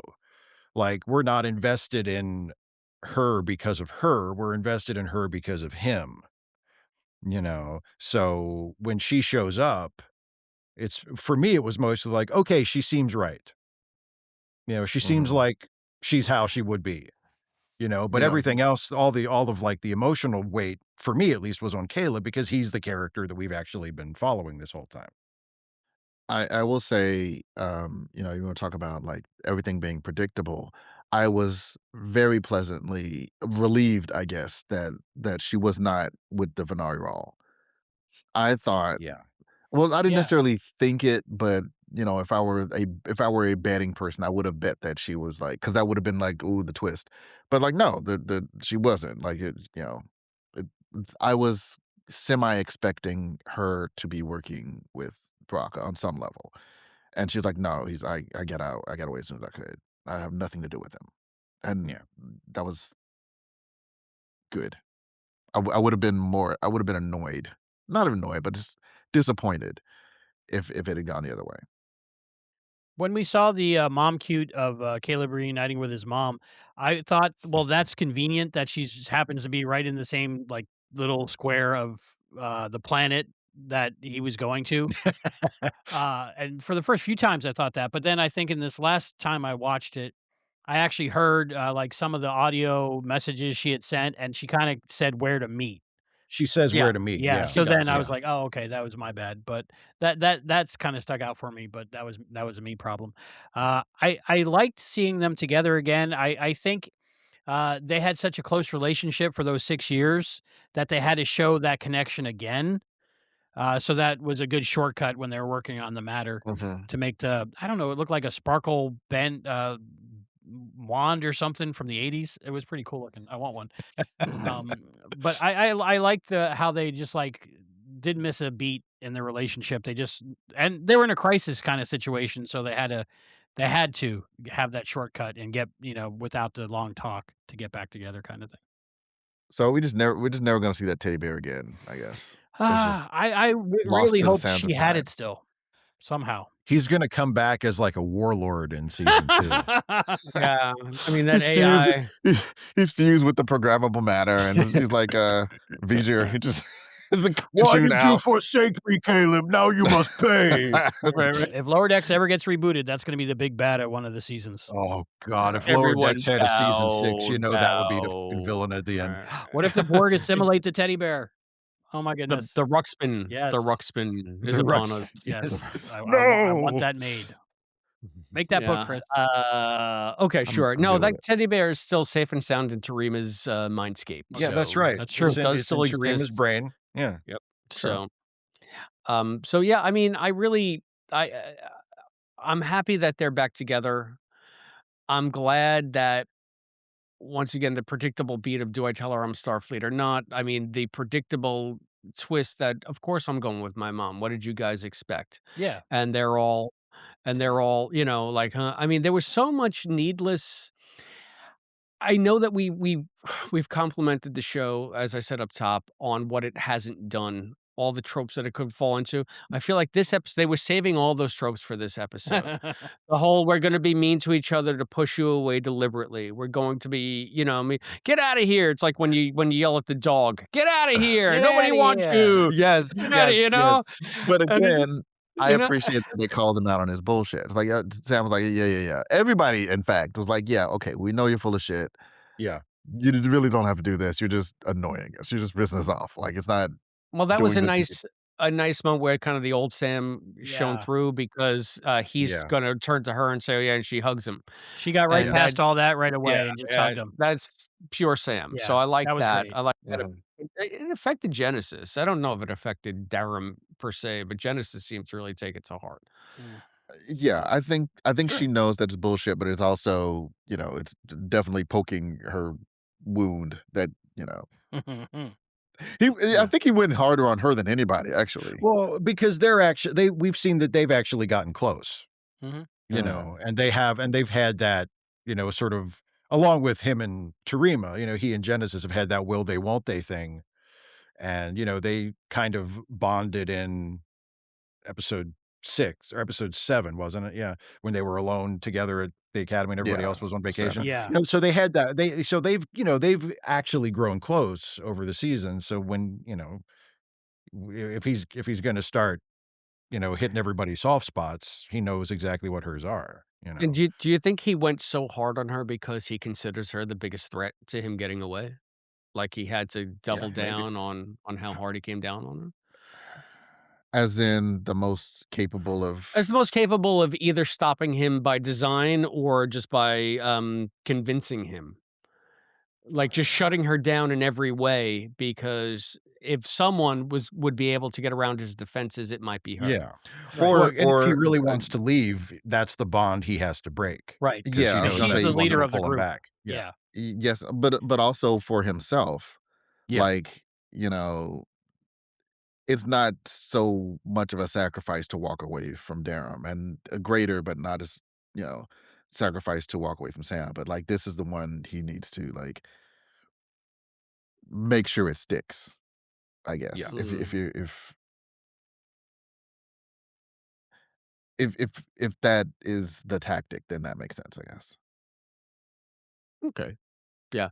I mean, again, I just had a hard time with that scene, not because of the way it was, but just because you saw it coming from a mile away. Like so much, like say what you will about the convoluted nonsense of episode 6 with the ship and the station and the sound beam and the reavers and all of the million things that together for Nus to pull off his heist at the top secret space station to get Omega 47.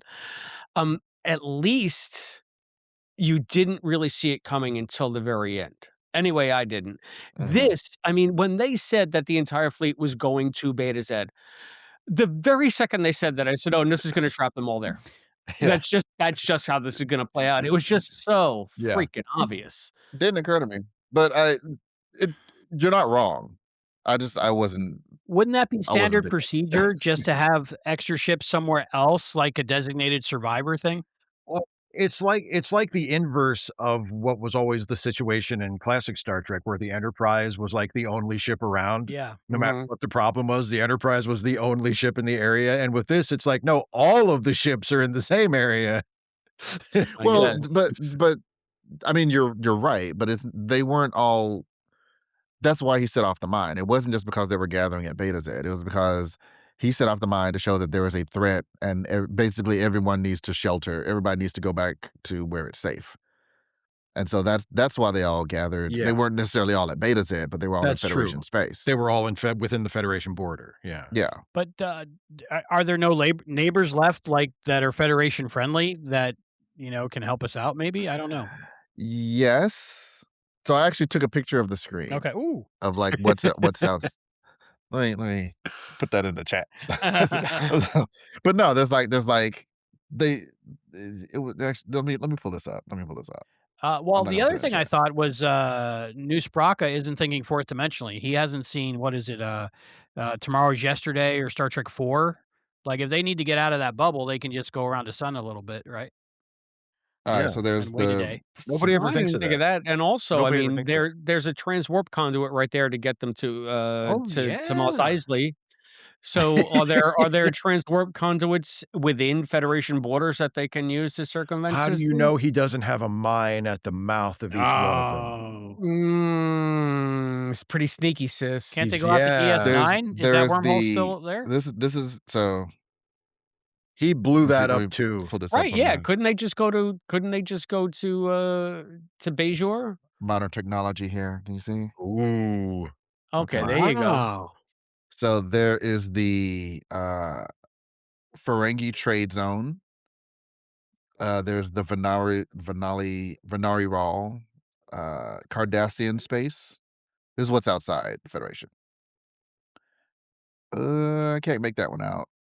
And Seratic, Serathian. I don't know if that's a new thing. Sarrothe something space. No, never heard of it. Nope. Again, stuff Um, we know, and one thing we don't. I mean, has it yes. been so long that the Cardassians have come back around and now they're assholes again? So we can't ask them Apparently, for help? like the Kardashian space is pretty big. Mhm. It looks like it's actually bigger than the Like, Ferengi. And I They thought I saw they're something back in their that Nazi phase again. We can't ask them for help. so Maybe, it maybe. looked like in the bottom right, it looked like it said Vulcan, but No, it should be it that should can't be. be it should be Navarre. Navarre, I yeah. know. Well, I'm So assuming in the next episode they figure out a way around the sphere. well, honestly, if Ake was Sure. on Bajor when we first saw her after the Mhm. events of episode 1 being a teacher, that means that Bajor is there, the wormhole's still there, so they could conceivably just go to the Gamma Quadrant somehow. Or was it the Delta Quadrant? Whichever I wanna quadrant s it I think was. I it think was a gamma. it Deep was a Space Gamma Nine was a Quadrant, gamma, right? Yeah, yeah. Delta's Yeah. Voyager. I Voyager, suppose. yeah. Stay away from there. Yeah. Otherwise, it would have been Well, the I Gamma mean, Flyer, and that wouldn't have worked at all. we What don't the hell is a gamma flyer? That's That's technically. that's dumb name. ludicrous. That's I don't want to be that ridiculous. That's guy. mirror universe stuff.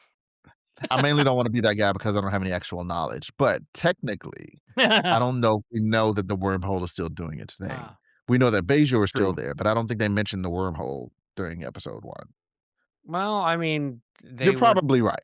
I'm just Well, saying we can't know and for sure. also, I mean, and I know, I definitely know not every Trekkie thinks this way, but it kind of goes back to what I mentioned earlier about I kind of wish they just wouldn't mention Discovery instead of coming up with little excuses as to why it can't come save the day. My assumption is usually, if it's something from another show and they don't mention it, then just don't worry about it. Mhm. You know, I even wish if it every exists Trekkie in the thought that same way universe. too. Yeah, even if it's the same universe, even if it's like if they don't mention if they haven't brought the Bajaran wormhole into this yet, then don't worry about it. That's Mhm. it's not gonna figure in, you know? well, who knows? I mean, they had the whole episode about Cisco. I know that wasn't maybe the intent, but this show has done a lot to weave different threads together That's true. so maybe it'll come into play in episode 10. Who can say? That's Who Chris, can true. say? I mean, we had a whole thing about the Cisco, so Maybe they'll take a cruise. They'll take a cruise through the wormhole to the Gamma a Quadrant. Star they'll Trek go in cruise. like a in a They'll wooden take a Star Trek cruise. in a wooden spaceship that goes on solar winds. There you Albie, you go. were gonna ask me a question? Show me your fingernails. I'm such a dainty doily. What was that about? She needed to see everybody's fingernails. It reminded me of that Ally Yeah. McBeal episode where the judge had to see everyone's teeth.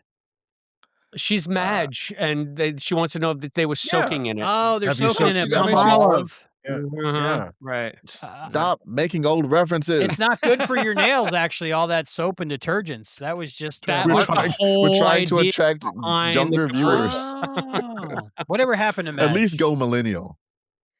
She were dead. millennials soaking in died. anything? I assume, yeah. She's as dead as a rerun. Yeah. But yeah, like she was like, I did. oh, these are my friends. They're rough and right. Oh, are they rough? Really? Like, no, you're Yeah. soft. You're soft. You're soft. Yeah, exactly. Yeah, no, that's what it was Exactly. about.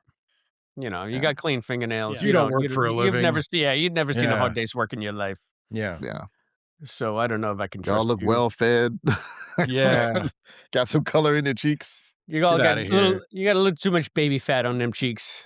Yeah. You know what I did like? Your This teeth was all perfect. this was like the Starfleet Academy's first away team, I think. Right? There, it was Kinda, yeah, unofficial, but yeah. they were on a planet and Yeah. they were somewhere else doing something. They were on a mission that they gave themselves, kind of. But that was cool to see Yeah. them, especially the outfits. Like I want those action figures. They looked really cool. They look like almost the Star Wars action figures, the 9-inch. Was this Yeah. the same? Was this the same market that we saw in Picard season 3 when Worf and Rafi? It looked like it. I think it's together? I think it's all the same market. I think they Yeah, have right? they probably have Cool. like a market set that Yeah. they can Yeah. that they can go to. Do you mean in universe the same market? No. Oh, I don't. Yes, yes, and yes. I mean, yeah. Is it the same one for prop reasons and in universe? Is it the same one? I don't know. It's been thriving 800 for years later, 1,000 you years. know. Yeah, Yeah. exactly. Oh, I did like that she was like, we can't get a lock, they're too far. Let's pull a Kamau. And that was Discovery. That was Discovery, right? Where they had to fly close to the planet. Oh, I didn't get the reference. What did they say, John? When they're trying to lock on to beam everybody aboard. Right. And they have From to the swoop in marketplace. low, yeah. She's like, there's a jamming. We got to get closer. And she's like, okay, well, get us in close. We'll pull a Kamau. And and I think that was I think that was Discovery when Sonequa Martin Green and Yo were on the Oh, in the desert first planet. episode. In the first I episode. think I don't know. I don't know. But I know I Maybe. remember that word. I remember Maybe. that somebody had to fly in close and basically swing by and pick them up on the way. Yeah. So that was a rep. I'm sure Scott will know. Scott will tell us. Scott Madison Scott Madison on of that Star Trek podcast. of that Star Trek podcast will know. One of my favorite. I didn't see. shows. I just really liked that Sam called up and called it a flex. Yeah. Even though Yeah. she said, "Hey, hologram girl." Number one, how'd they know she was a hologram? Do anything and I'll shoot your friends. Why did she stay like locked up in the dumb cuffs? She could have just stood Agreed. there. You know, she's Gone permeable. semi-permeable. Remember, right? So it's Yeah. just like Well, Yeah. I thought the same thing.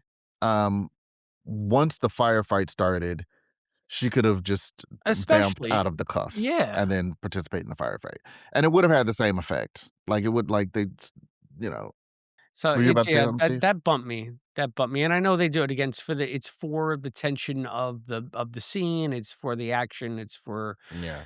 to give it some kind of stakes. But maybe this version of Sam doesn't. She decides not to go permeable so that she's more human. Well, I don't know. when we go into a holodeck, don't we see all the holograms as not real? Maybe she thinks all the organics are not real, and she's just playing along with the game. Yeah, she can get out at any time, but She's then just- she wouldn't she- enjoy the adventure. She Wow. just doesn't have any empathy for people at all Exactly. anymore. She's just like, they might Exactly. die. I don't know. Maybe they will. Maybe they won't. Especially They're not after even real to 17 me. years on that planet there. That would have been they are doing a lot of like callbacks to previous episodes. That would have been like a nice little simmer permeable bitch, and then but again once the firefight started, Uh-huh. and but whatever. I agree with you. I noticed it. I let it go. I mean, maybe the cuffs were just like, one of those collars that they put on the X-Men that, Ah, that suppresses their mutant powers. It suppresses her hologram powers. Those are very Okay. specific cups to have in your inventory is what I'm So saying. Well, so it's this programmable this matter. occurred to me They too. just wave a little wand at it and it acquires that ability. So like I said, Chris, this thought occurred to me as well. Like once the firefight started, she could have gotten out of the cuffs and helped with the fight. So this is what I thought. So all right, so she's hard light, right? She's like vision. She can become. Can she be more dense? Can she be like punch her through a brick wall tough? Can she like Well, you got to think that if she can be permeable, it, semi-permeable, she can be really solid. So presumably she that's what I'm saying. she can't be damaged, right? Right? So Can she if she has all of the powers of hard light? Can she not? Maybe not. I mean, I guess she can't change her appearance, but change her density so that yeah, she is.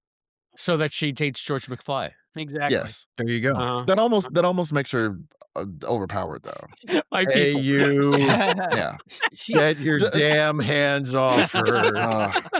Stop encouraging him. But did you see what More- I did? I More was like, 80s yeah, and references. then you move Come on, on. kids. Make more 80s references with us. Oh my god! so she's Don't get him started on Quantum Leap. Don't get him No. started on Back to the Future. No. Don't, Well, come Kid on. Cancer 2 was Did you mainframe. not? Did you not read the was memo? was mostly in the 90s. Did you, It just scraped the edge of the 80s there. Did you What not is this read my 90s you talk the about? logo? I love how I come on their show and tell them what not to talk about. Stop talking about this. Sam man. Sam might have been trying to keep an advantage and waiting for the right time to just slip out of the cuffs, maybe. The Maybe. opportune moment. That's how you And get the millennials. Yeah. No? but- Yeah? Yeah. Opportune moment? Okay. Never mind. Okay. But Anyway, she's pretty so that much bummed me. It's in the undamageable. Caribbean. Sam, you can't really hurt her, but what if like one of the phasers actually hits the crystal or whatever that is Her, the whatever her mobile emitter thing is, yeah. So you don't want that to happen. Well, then she's dead. Then she's Yeah, just dead. so that'd be bad. So there is That some would- danger, you would think. but the handcuffs, you're right. Yeah, but so that makes no sense then, because then if you go back to the Calica thing, where they're blasting her, like, could it have hurt her? Well, that was more of a that wasn't real blasting. That was more of a transporter. It would if they got the crystal Yeah. right, they would have Oh, transported so- the crystal over there, maybe. So if is it's that going, there's got to be a solid core somewhere, like Yeah. the well, heart is, of is her. that what happened on the Miyazaki? That phaser fire hit her in the back, and that's what started the glitch. Maybe. Yeah, maybe. Yeah, maybe if she knows somebody's shooting a weapon at her, even if it's a transporter weapon, she can move it down within her hologram Right. to her, like Yeah, her foot or just something. hide it in her It's like big kind toe of or ducking something. down. Exactly. Something. Hmm. I don't know. That's an interesting. Well, wow, we can write books and books and books about What the way Sam One operates. of us can. one of us can. One of us has. So, what did you think of that moment with Caleb, where he finally said out loud, like, "This is the first time I've had a chance to make a decision without a gun pointed to my head." I really It's good. enjoyed that because, like, until now, he's basically been a prisoner. Mhm. He could have escaped there with Yeah. his mom if he truly didn't want to be part of Starfleet. But up until that point, he really had no choice. It was a jail cell or Starfleet Academy. Yeah. I mean, Yeah. I I like being reminded of that part of the show.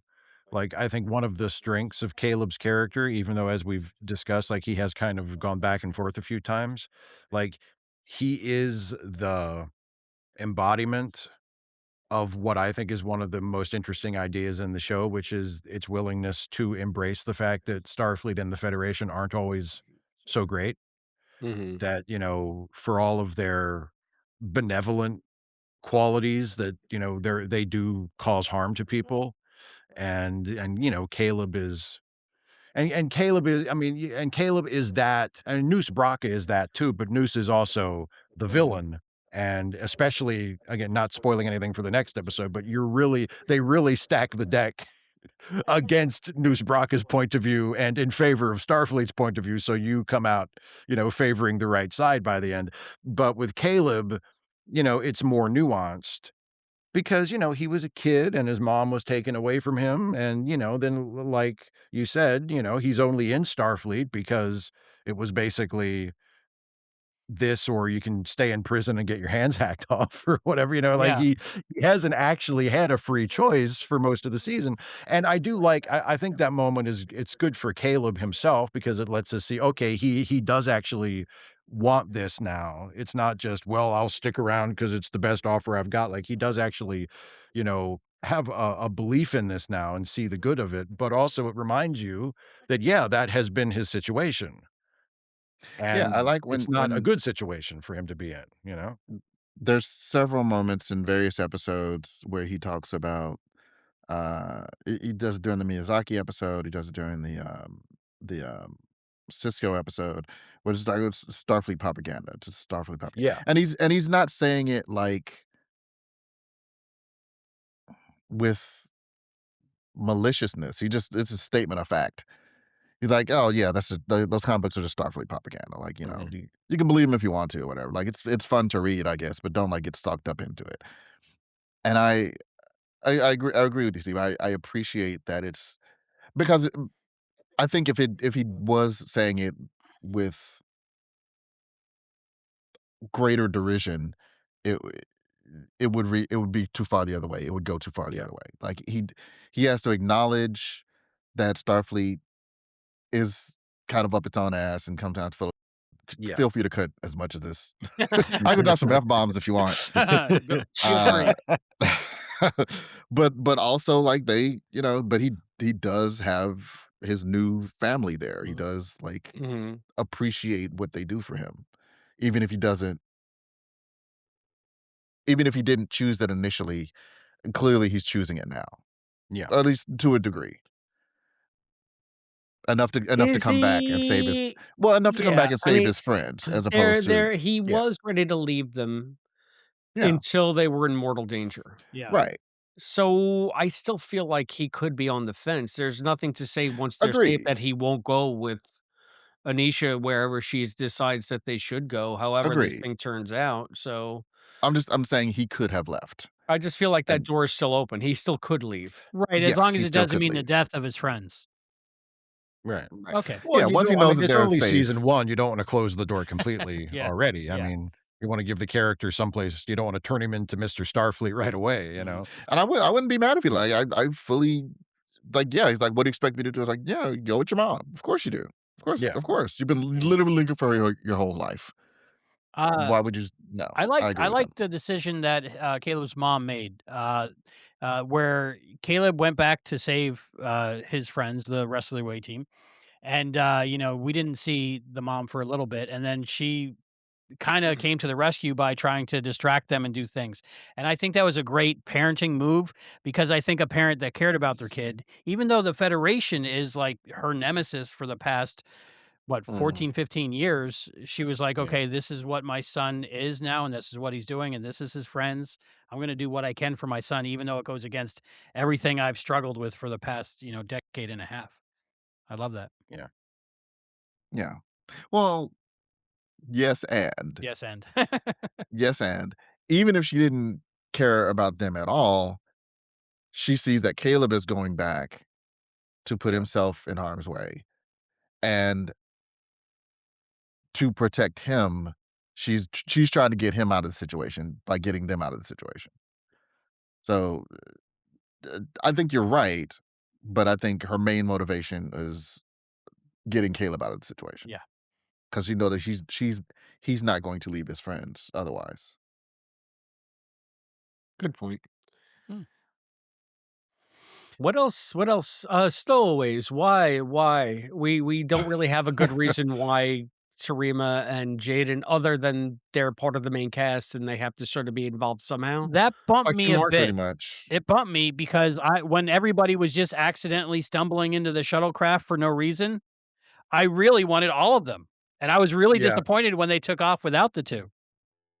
Yeah, that's what reminded me a little bit of Lord of the Rings, where I mean, that's I don't know. It just the Peter Jackson version of Lord of the Rings when they just stumble across Merry and Pippin in the field, and all of a sudden they're all on the quest. Where in the books, Frodo is leaving in secret, and Merry figures it out. And he gets Frodo and he's like, "You're not going alone. We're going with you. We're your friends. You can't do this by yourself." It was much more the Peter Jackson approach, where they just happened to stumble upon, except for Sam. Sam was the Mary of the group here. Ironically, she should have been the Samwise, but what are you gonna do? So that She bumped me was a very little bit wise. too. It's again, we just needed to have them on the shuttle somehow, and like, you know, oh, so now Darum can't metabolize alcohol. They've been going to the freaking Starfleet bar all semester. Now they realize that he can't metabolize, and glitter vomit is now canon. We thought maybe it might be in Sam's head. Who thought that? So many people at I the thought Starfleet I bar had know. glitter on them. Okay. I didn't think it, John. I Yeah. prayed it. I prayed that it was in Sam's head, but it's not. No, it's not It's not. snot, it's glitter. It's Maybe his glitter. snot is glitter Clearly, yeah. too. Glitter's Maybe. fine. I see what you We did lack there. a lot of enzymes, Judgy You McJudge. lack a Yeah. lot of enzymes. Judgy Genesis.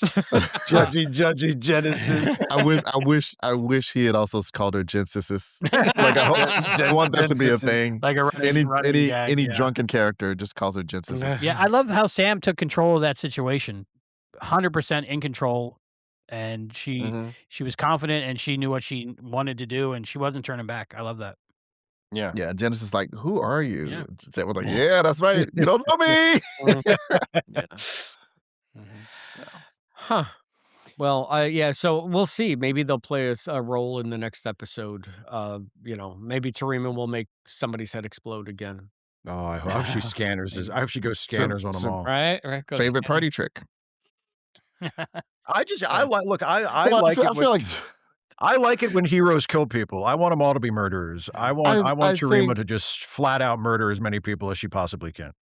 I think her popping the heads of the murdering cannibals who are Yes. about to devour students is a different situation than, Venari Rawl soldiers or Yeah. whatever. I want her to do it to someone who cuts in line in front of her at the cafeteria.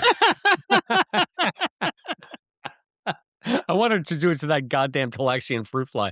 Yeah. No, yes. I'll take Yeah. care of this, Stephen Colbert. You don't need to update us on this anymore. I'll Yeah, take you care know, of this Oh, right. and It's right. dead. Or How just- about that? Yeah, just do it to Ugh. Stephen Colbert's head so we don't have to hear any more of these dumb jokes. I just and they and this one was especially like they're in the turbo lift and they're just like Caleb and Tarima, they're just waiting for him to finish the joke. Yeah. They're just standing there for like Just politely like 40 listening. seconds while he says his whole thing. Oh, okay, we can talk now. So anyway, What did you think of that, where they were just recapping what had just happened the last few episodes? Was that a little clunky, or was that okay? Where that's you've seen me naked, and they just mentioned things that happened. If you hadn't I mean, seen the it's- episodes before that, It's a little Yes. clunky, but I'm glad they do things like that. Okay. I mean, I didn't because it mind. helps it. Like, I know we've talked about this one of the earlier times I've been on the show. Like, if you're doing an episodic series, you should write it like an episodic series, which means that every episode, for the most part, should stand on its own. okay, And to me, that includes, ideally, you'd find a way to do it that wasn't as clunky as just having the characters have a, conversation. But sometimes that's the way it goes. And that's just a part of television writing since the beginning of the format. But yeah, I'd rather have that than, do the thing where you're like, well, let's just assume that everybody has watched and memorized every second of this from the beginning. And we don't, I mean, you need to find a happy medium, but I like reminding people, because even, I mean, look, I've watched every episode of it, and even it's not, if I might forget something, because I'm usually only watching them once, and if you're watching it in real time as it comes out week by week, and something that happened in episode 3 is going to be important in episode 9, well, remind me of it. if there's one thing I think I would remember from this season is Tarima naked. That and the fact that she can make people's heads explode. So She it can seemed kill like, people with see, her I forgot brain. about that. yeah, right. It's like, did Oh, we need a right. reminder of that? I thought it was fine. I thought it was fine. I mean, it wasn't like just a reminder just in case the audience forgot. Yeah. Like, no, Yeah. it's we're talking about how awkward this situation is. Yeah, this It is the wasn't most as awkward bad thing. as like that sort of modern cliche of Netflix writing Yeah. where the characters are just like for no reason at all, just talking about stuff that already happened that they both know about, Right. for the sake of the people watching who aren't actually paying No. attention. Like it wasn't that Exactly. I'm bad. on. It Wait, what wasn't would like you that. say, Steve? I was on my other screen. What? But No, no, you don't repeat it remember to when me I was directly. Do it in As dialogue you with Joe. know. you remember when I was talking about how when they write Netflix shows. Yeah, you were saying how they Yeah. summarize the whole thing the whole Yeah, Oh, they time. yeah, yeah, summarize yeah. what They Where just repeat happened for the things for sake of people who aren't people paying that attention. for the sake of people who aren't actually watching, Yes. because Oh, and Yes. I'm sorry. that's the I'm audience sorry. you wanna capture, the Oh, people who aren't watching. Well, no, as you know, I found the Chris. slow-mo, Tarima pictures here. You have to say it again. I got distracted. I have said before, I will say again, that is one of my favorite things about this show is that they don't do a previously on, Mhm. which I think is a what do you call it? A relic from an earlier age of television. You don't need to do that anymore. It's streaming. If you're watching episode 7, just hit the button back 6 times and watch episode 1. Like it's Yeah, you how many people are there starting with this one, right?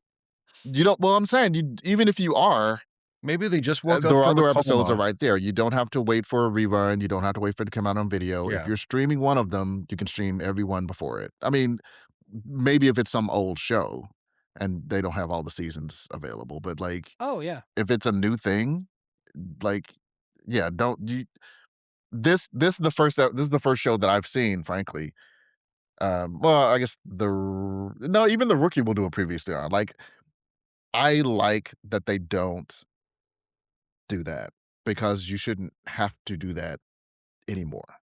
I agree that there are better ways to handle it than, a last time on Star Trek type of thing, and I do agree that made more sense 30 years ago Because when it's it just was. spoilers. It's just like, hey, Yeah. you remember this character? This character's gonna show up. I'm like, Yeah. I Right, didn't want to know right, that ahead of but at time. this so I agree with you, but at the same time, I do think it's important if something from a previous episode, especially if it was an episode if it wasn't, like, just the immediately preceding episode, if it was from a little bit earlier, even in a short season like we get nowadays, I still think it's a good writing practice if something from a previous episode is gonna be important in this episode, you should find a way to bring it in No, I before it I becomes important, you know what I I mean? agree, Yeah. but and maybe that's why I'm more lenient about the conversation, the turbulent conversation because Yeah. I feel like that's a better solution than Yeah, having I a I I think it's better than the previously on, for It sure, was yeah. definitely an as you know conversation, but it was done Yeah. in a way that fit the character of Tarima because it was still a little bit flirty.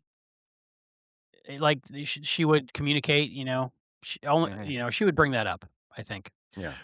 when she says when they talk about how easy he is to read, is she literally saying she's reading him, or is she just saying, "I know you. I can tell. I know your tells." Mm. I think it might Yeah. be both. Yeah, maybe with her. I mean, because she probably can literally read No, him. I mean Yeah. I believe that she can. I just don't know if I don't know if she is because I think she read him before she read him. You know what I mean? Like Yeah. I think You're like, she you don't clocked need his. to be telepathic Yeah. to yeah. Yeah. Again, everyone is calling Caleb on his bullshit this episode, Yeah. Yeah. and only one of them is psychic. Well, with that, are there any more notes that you had, I Albie, or think anything that's that pretty we much. haven't I think discussed? the only thing else I would mention was this would have been a really good opportunity for Rebecca Quinn to be a big part of the story. Becky Who is Lynch that? on the bridge, Becky like it, Lynch. because when they take the ship out, they usually Oh, bring her, mhm. right? But they didn't this time because it was like a She secret could have covert said mission. But they could have she could have had said she something could have said, like, I'm the best member of the bridge crew, and it's not just me who says it. yeah. So that would have been a perfect Federation News place to Service have says it. her. I mean, it would have took a Yeah, little bit of reworking, but when you're starting from scratch, you could have done it. I think. yeah. I actually have a note in here why automated field systems, like because Jet was like, yeah, I've been wanting to test our the automated bridge crew. I'm like, okay, fine. Like I guess you explained why the bridge crew, like how you can function without the bridge crew, but what you didn't. Why isn't there a bridge crew? Yeah.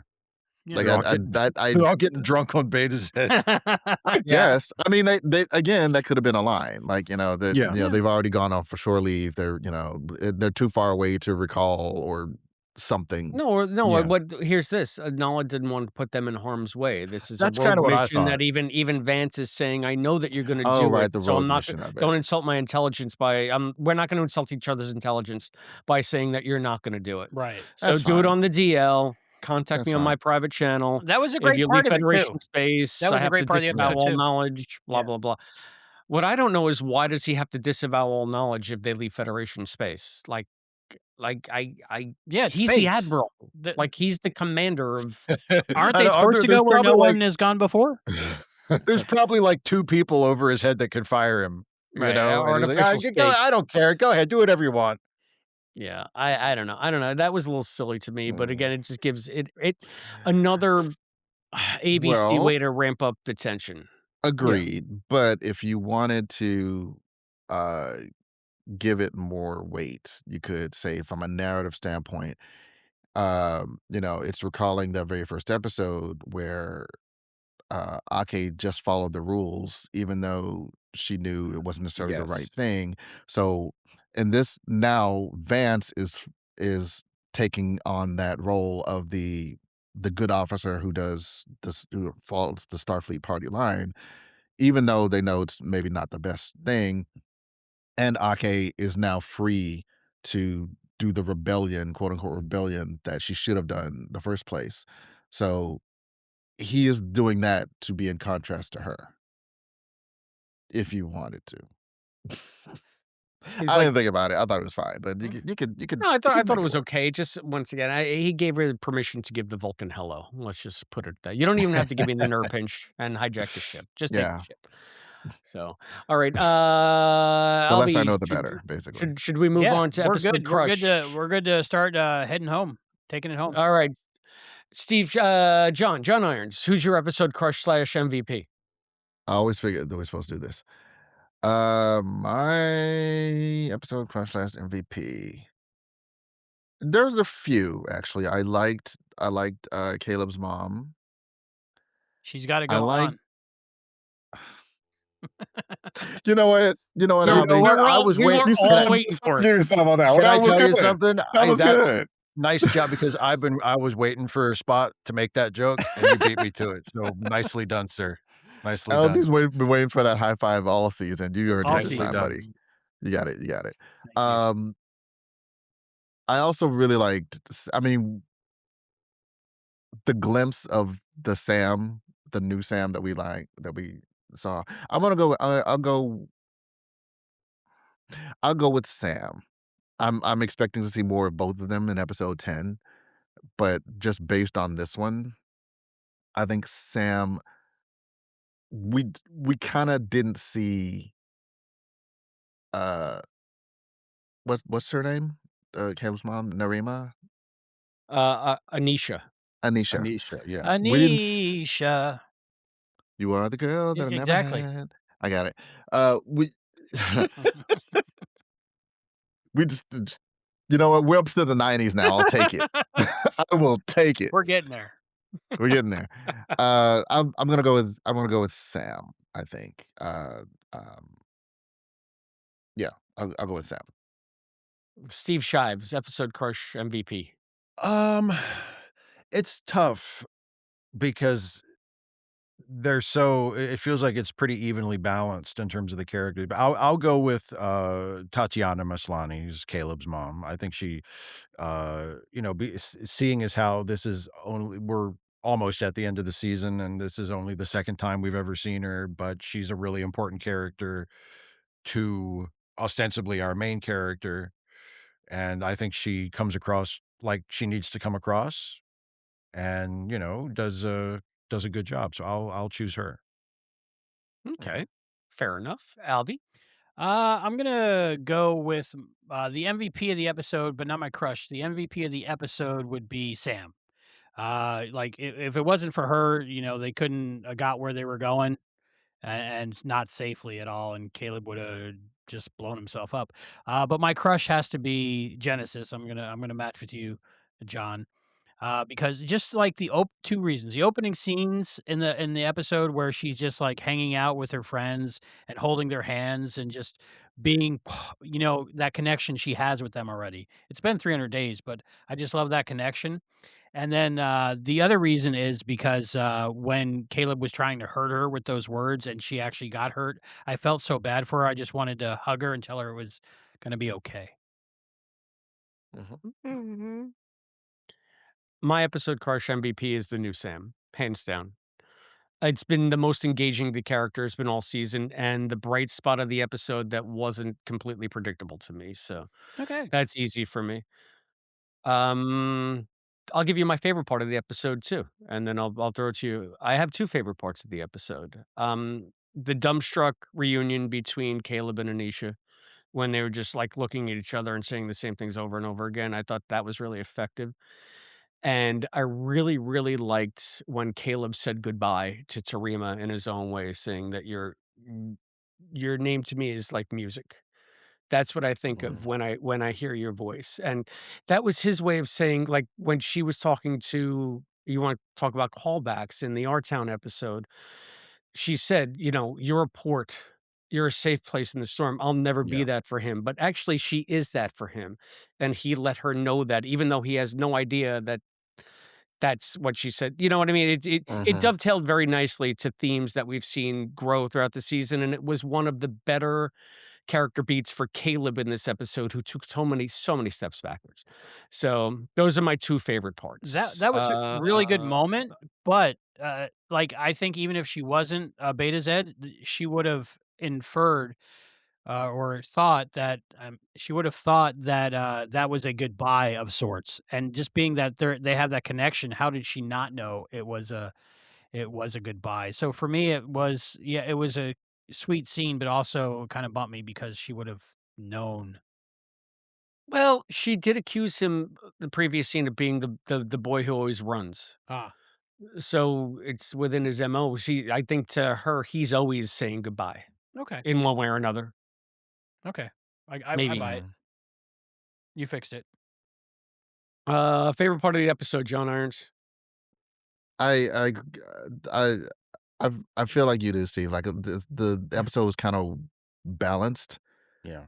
throughout. There wasn't a lot of, like, really standout things. I guess, um, my favorite part would be even though it was very predictable, even though it was kinda by the numbers, um, I still liked it, I guess. The scene where, Caleb's in the tent and he's telling them that he's going to go with his mom and he's trying to, just be cruel and hurtful to push them away. And I liked it because everybody saw through it immediately. Even though it still hurt, even though there was obviously, like, some truth in the things that he was saying, nobody everybody saw through what he was doing. Um, so I guess the acting was going on 2 levels, from the people in the scene. So I think I appreciated that, and then how Sam just cuts through it. It's like, "Okay, can we stop this now? Yeah, yeah. We know you're going. We're going to miss you. Here's a hug. Yeah. It's okay." That was very nice. I love Yeah. that, yeah. Yeah. Steve, favorite part?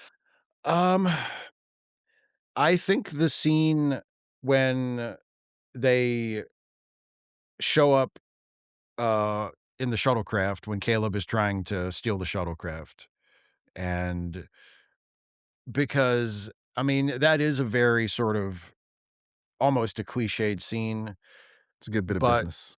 it is. Yeah, it is. It's a good bit of business because, I mean, for one thing, it reminds me of other versions of that we've seen in Star Trek. It reminds me a little bit of, you know, the rest of the crew kind of gathering around Picard in Star Trek Insurrection, and Mhm. he's saying like, "I'm doing this alone. None of you can come with me." And they're like, "No, we're gonna help you. Like, we're a team. We're gonna help you."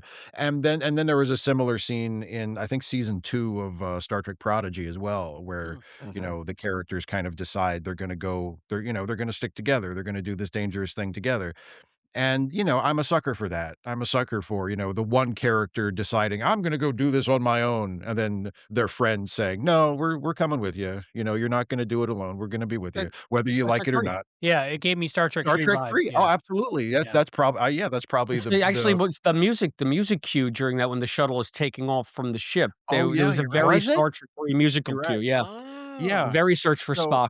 I've seen Search for Spock so many times, like, sometimes Oh, the yeah. I'm like, "Where's I oh, that's Search for Spock." Yeah. Best viewed on Going through my No, head. VHS, just gonna say. it's one of my favorites too. I love Search for Spock. Don't know that I've ever seen it. I think I saw it once. Sorry. It's the Sorry. most it's of I would say, especially of the movies with the original cast, it's the most underrated. People Mm. sleep on Search for Spock way too much. It's really it's not as good as Wrath of Khan, but it's great. It's Mhm. really good. I mean, when Alright. he kicks it, and again, the hero kills the bad guy, kicks that Klingon bastard right off of the cliff, Had That's great. not enough of you. and he Of and he's like, you! he's like, "Now I feel better." You know? He killed my son, but I killed him back, Killed so some I feel better. Klingons. But There no, you so go. that's my real favorite scene, but the runner up is, glitter vomit. Part of the same I scene like though, really, I like kinda. the Same glitter scene. vomit. Mhm. Same Yeah. scene, that's right, but it's a scene within a scene. It's Gotcha. cinema, it's pure cinema. I got it And on my scene. trousers. I had Albie, I had so favorite many part? favorite moments, and you guys mentioned them. Just one little thing. Besides the costuming on the down on the planet for our away team, I mean, I just loved that fashion. I want to see like a behind the scenes on that because they just look super cool, and that's what I want to look like. Just a little moment when the doctor is explaining to Aki Nala that the how the two did the kids themselves explain how they hid with the pressure? I think Oh, in the Mhm. airlock, yeah, yeah. airlock, The yeah. kids explained, When she yeah. explained that to them and she was just looking and she was already frustrated and she went, "Well, that seems like a design flaw." I just thought that was perfect. Yeah, That was that was cute. good. Yeah. That was good. So that stood out for me. It's I a caught great from way that. of it's a great way of, like, sort of finessing that because you might be thinking in the audience, like, "Why would they be able to do that? That's Exactly. awfully convenient," and they finesse it with a joke, which Yeah. is something I always And you love could when see Holly yeah, Hunter running it through her head and putting it together and go, "Yeah, yeah, well, that seems like a Yeah. design flaw," as she's dealing with everything yeah. else. So I thought that was great. And it is the kind of thing that cadets would know about, and they Yeah. would tell each other and like, Yeah. "Oh, you know what? There's this one spot in the hallway where the security cameras you can't see, and if you want to like, Right. Yep. And that's even though it's 1,000 years in the future or whatever, that next generation of kids are gonna be that much more tech savvy than the previous one. Sure, Yeah, so sure. works out perfect. Very good, very good. Was there 47? I think John mentioned it. There might have been. Once or twice. Yep. yeah, 47, 47s, I Yep. think. All right, does anyone have a Trek and tell for this? What do you got, Steve? So so Oh, natural. so since Jonathan Frakes directed the episode Yes. that we just reviewed, I wanted to people have seen this before, it's been in my videos before, but this is my portrait of Riker, Wow. ornately Nice. framed. This was a Christmas gift about 7 years ago, 6 or 7 years ago, and, so yes, it is real, it does actually hang on my wall, um, and if anybody sees it and makes a big deal about it, I'm just like, "Ah, it's just a joke, it's just a funny joke." Did It's just funny, but actually it's on my wall all the time, I love it. so, yeah, Is it like yeah. a what would Riker thing? Like what would Riker do thing? Like if you're questioning on what to do, you just look at it and talk to him. Yeah, it's like a shrine, it's like I genuflect every time I come in the room. Sure. I love it. Yeah. Wow, I love it. hardcore, hardcore. Yeah, Fenton Mud. I mean, if we're showing Rikers, nice. I'm just kidding. Hey! That's Negan. It's Negan. Well, he could be. He could be Riker. You know what? That's probably the That's the same other. That's It's Mirror Universe Riker. It's Will Mirror was Riker, yeah, there it you was go. the bad one. Chris, The do you have bad anything? one, it's the bad Riker. I do not have anything this night. This night of Okay. all nights. We're gonna go Frakes. I think I have something with Frakes' picture on it. From Albie Burge. Oh yay! Did you Hey! read it yet? Anxiety. No, not yet. Should I have gotten you paperback? No, I love the hardcover. Well, that's what I heard about you. Ah, there we go. So Next. There we go. I picture a Riker. Show it's your Riker. All right. Sure. Yeah. I don't think I have anything. Sure, Riker. You know what? I'm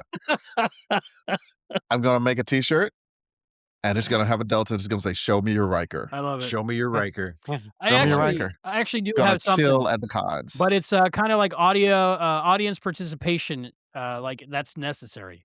See if we get enough all right. subscriptions. It's for us, you mean? Intriguing. If we get enough subscriptions, Christopher and I will grow mustaches and review this episode of the original series, Operation Annihilate. Annihilates, which features the most infamous Star Trek mustache of all time. Of all time. Comes with a little book. Comes with a tape. Don't you love the smell of Wow. VHS in the morning? Sure. All right, so I'm going to Kinda, review it yeah. on VHS. Maybe, do you have this one, Chris? I know you have some VHS. No, I don't have that one on VHS. Sorry. I'm going to have Is to it watch it different on on VHS? Paramount Plus, unfortunately. All right, so, different special effects, but we'll get the same idea. So that's my try Yeah. and tell. Cool. So, cool. so for us to review it, you got to subscribe.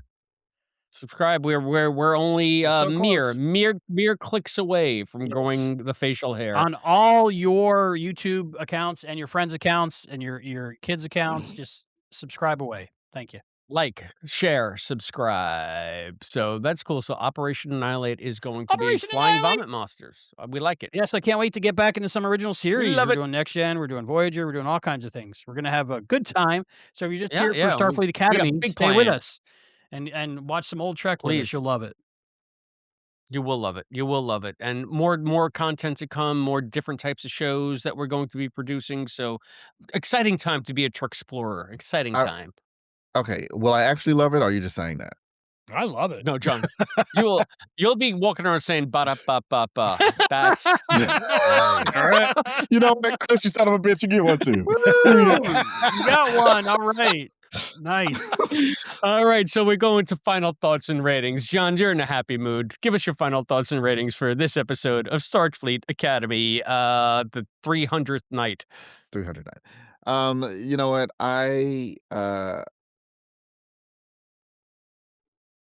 It's hard for me to not think of for me to just think of this as its own episode, since obviously it's a cliffhanger and there's more coming with the season finale. On its own, it was fine. I guess because I know there's more coming, I'm kind of granting it that grace of, it looks like it's gonna be good. So where the episode itself maybe earned a 3.5, I'm gonna go ahead and give it a 4. Wow, Uh, that's pretty high. It is. Again, like for me, 3. I think of it like less numerically and more like letter grades. A 3 is like a C. So if I enjoyed it more than just meh, it gets a B. So for me, a 4 is basically a B. So it was I enjoyed it. Like there's So you gave it 4 what? nitpicky issues with it, but see, I was gonna say 4 Starfleet toilets full of glitter, but I feel like we kind of, you know what? Sure. Yes. Wow.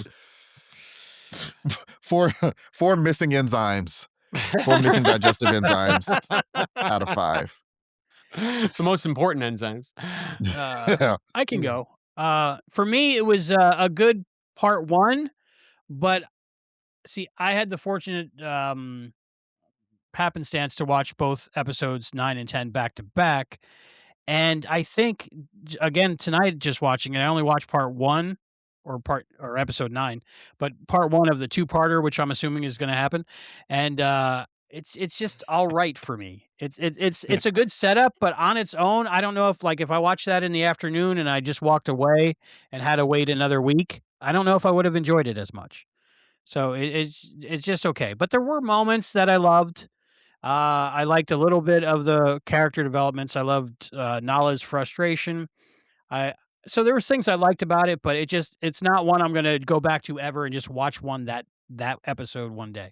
So it's kind of got the curse of the disco 1 story in 10 episodes kind of thing for me. So I'm gonna give it, out of 5, I'm gonna give it 3 omega-47 particles. Ooh, that's enough to destroy this region of subspace. That is very Be careful dangerous. with those particles. How about Steve Shives? Yeah, I'm kind of in the same camp as everybody else. I liked it. I didn't love it. I enjoyed seeing things that have been set up throughout the season come into play, and I think they did a good job with bringing those things in. Um, I like a lot of what they're setting up, that still needs to be resolved. So I will also go 3 out of 5, and let's call it 3 out of 5 unwanted classmates on the shuttlecraft, On my hijacked shuttle. on my hijacked shuttle. You son of a bitch. I'm gonna be a little bit more poo-poo about this episode. I expect better of Starfleet Academy. This is the first episode of Starfleet Academy that was completely by the numbers that I've seen so far. Like, it had every single beat that I expected it to have, and that, honestly, I don't know if it could help having them because you have to set up the denouement for the season-long arc. So there's only certain ways that you can do that, so by design, it's going to have predictable turns, predictable moments, just so I wasn't bothered about the whole quote setup of it because I thought that it was a completed episode in itself. I think that the fact that he did find his mom and they had that reunion was nice. The one thing that did stand out were all the nice character beats. So we had predictable plot, but actually genuine character moments that stood out. So it's like, so it's kind of low over here, but kind of high over there. So I'm going to go right down the middle for me. This one is 2.5. Two and a Oof. half. Well, yeah, again, it's I right know. down the That's middle. what it's just like I Yeah. said, I go letter grade, not numerically. So 2.5 feels like brutal to me. 2.5 is like C plus. It's a C Okay. plus to me, so C plus. We'll say 2.5. What are my wacky objects? Son of a gun. I didn't even think of it. Uh, yeah, my brain isn't working anymore. 2.5. Design flaws? You want Two, oh, that two, one? two, Design flaws. 2.5 red scenes out of 47 that were in the show. There That's you for go. you, John. There you go. Okay. Oh So, no. all right. Bringing it back. Yeah, I'm sorry. That's You think that I would have come up with something. So we want to know what you think of this episode out there. And it occurs to me that we're going to have to save. I forgot to do the trivia. Oh, look, are So you up for we'll save trivia? it. You don't need to sleep at all, right, Steve? We'll save it. We'll save it Oh, for the after show. We'll save it for the Okay. after show. So okay, sure. everybody stick around. So, but we want to know what you think about this episode of Star Trek Starfleet Academy. Do so right here on youtube.com/@Treksploration. Also, subscribe, share, tell everybody you know. We're going to grow those mustaches. You're going to love it. You can also support the show on Patreon, patreon.com/Treksploration. Hit us up on Blue Sky, Blue sky, smiley, nothing but Treksploration.bluesky.social. blue skies. Send us But I see your thoughts and your photos. Treksplorationpod@gmail.com. Send us anything you like to the P.O. Box, P.O. Box 542, Bayport, New York, 11705. That's P.O. Box 542, Bayport, New York, 11705. And support the show in various ways. Albie has all these QR codes for PayPal and send us Zelle and money. We're going to Alabama. Cash App. Going to Alabama for space camp. Yeah, we still need to get Serenity to space camp. Get Albie a hotel room so he doesn't have to Yep. sleep on the side of space camp. He Exactly. can actually sleep. I'll have to do some stealth camping behind a billboard at this point. There we go. There we go. It'll be just like the Bell riots all over again. So yeah, any way that you want to support the show, please do so. Just remember, any comments that you make may be used in an upcoming episode of Treksploration. And speaking of upcoming episodes, Albie, what is up for the season finale Wow. of Starfleet Academy? What are we doing next? Yeah, what is it? Coming up next week, we have an episode, the final episode of season 1 of Starfleet Academy, and I think the title is episode loglines and titles are embargoed for the Monday before the specific episode is available to stream on Paramount Plus in the U.S. Woo! Never gets old. I Sounds like a appreciate your commitment to the really bit. good Never episode. gets old. Yeah. That's a cliffhanger, man. So I I think, can't wait to see that one. like, I don't know, but I think this might be the Tasha Yar comeback episode, if I had to guess. Could be. You know, I give it 2.5 unrealistically handcuffed Sams out of 5. There, I There found you it. go. you got It it. was up there Look at it, somewhere. but you got there. It Love was, it was up there somewhere. So Better late thank than you, never, one and buddy. all. Better Talk late about a than never. cliffhanger. Thank you, Steve, for being with us again. It's always a pleasure to have you on Treksploration. Thank you. Tell everybody where they can find you. Like, who are you, Steve Shives? People don't I'm- know. I'm just some jerk who watches Star Trek and talks about it. You can find me on YouTube, youtube.com/Steve Shives. You can find me all across social media, either under my name, Steve Shives, or as that guy, Steve Shives. And you can also find me as the co-host of a couple of podcasts that are a part of the Lemmy Listen family of podcasts. So just Google-fy those and you'll find them as well. Google Nice. Fi. Is that like Kirk Fu? I think it's exactly the same. Gotcha. John Irons, where can people find you? I'm just a jerk who barely watches Star Trek, but still talks a lot about it. You can find me on various shows on the Infant Potato Podcast Network, including my most beloved show, Captain Game Show Trivia Wordplay Podcast. 3 rounds of trivia, 1 round of improv, 4 rounds of frolic and fun. Oh, wrong book. That's That's okay. Chris's book. Oh, right. I also co-wrote a book. A haiku joke book, 100 Yo Mama jokes in the form of haiku. Audio version partially read by Emo Phillips. Not true. That's another bit 1700 that esoteric. we just commit to that one every time. Yep. Too. Yep. 1700 esoteric syllables about your mama. Yes. Title of the book. Thank you so much, Available on Steve, Amazon. for joining us. That was great. So My you'll stick pleasure. around for the after show? I'll be here. You Yeah, will Why we'll be sleep do at this here. point? All right. So for everybody on the Patreon and members of the YouTube channel, check it out. So for Treksploration, this has been a blast. I'm Albie, I'm Chris. I can't talk. I just noticed I have dimples. and we'll see you next time.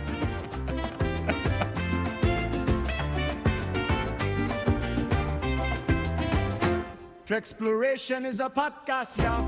Chris and Albie and sometimes John talking Trek all night and day, making no sense along the way. Published author of the Seeker book, father of Serenity, former cook. The beautiful John Irons is our friend. When we get together, it never ends. Original series and next gen. Captain Archer is our friend. Albie loves Voyager in DS9. Chris watches Enterprise all the time. New episodes, they come and go. All Star Trek is our favorite show. We get guests we can't afford. If you are new, then welcome aboard. It's Albie's only job, so donate well. Like and subscribe and ring that bell.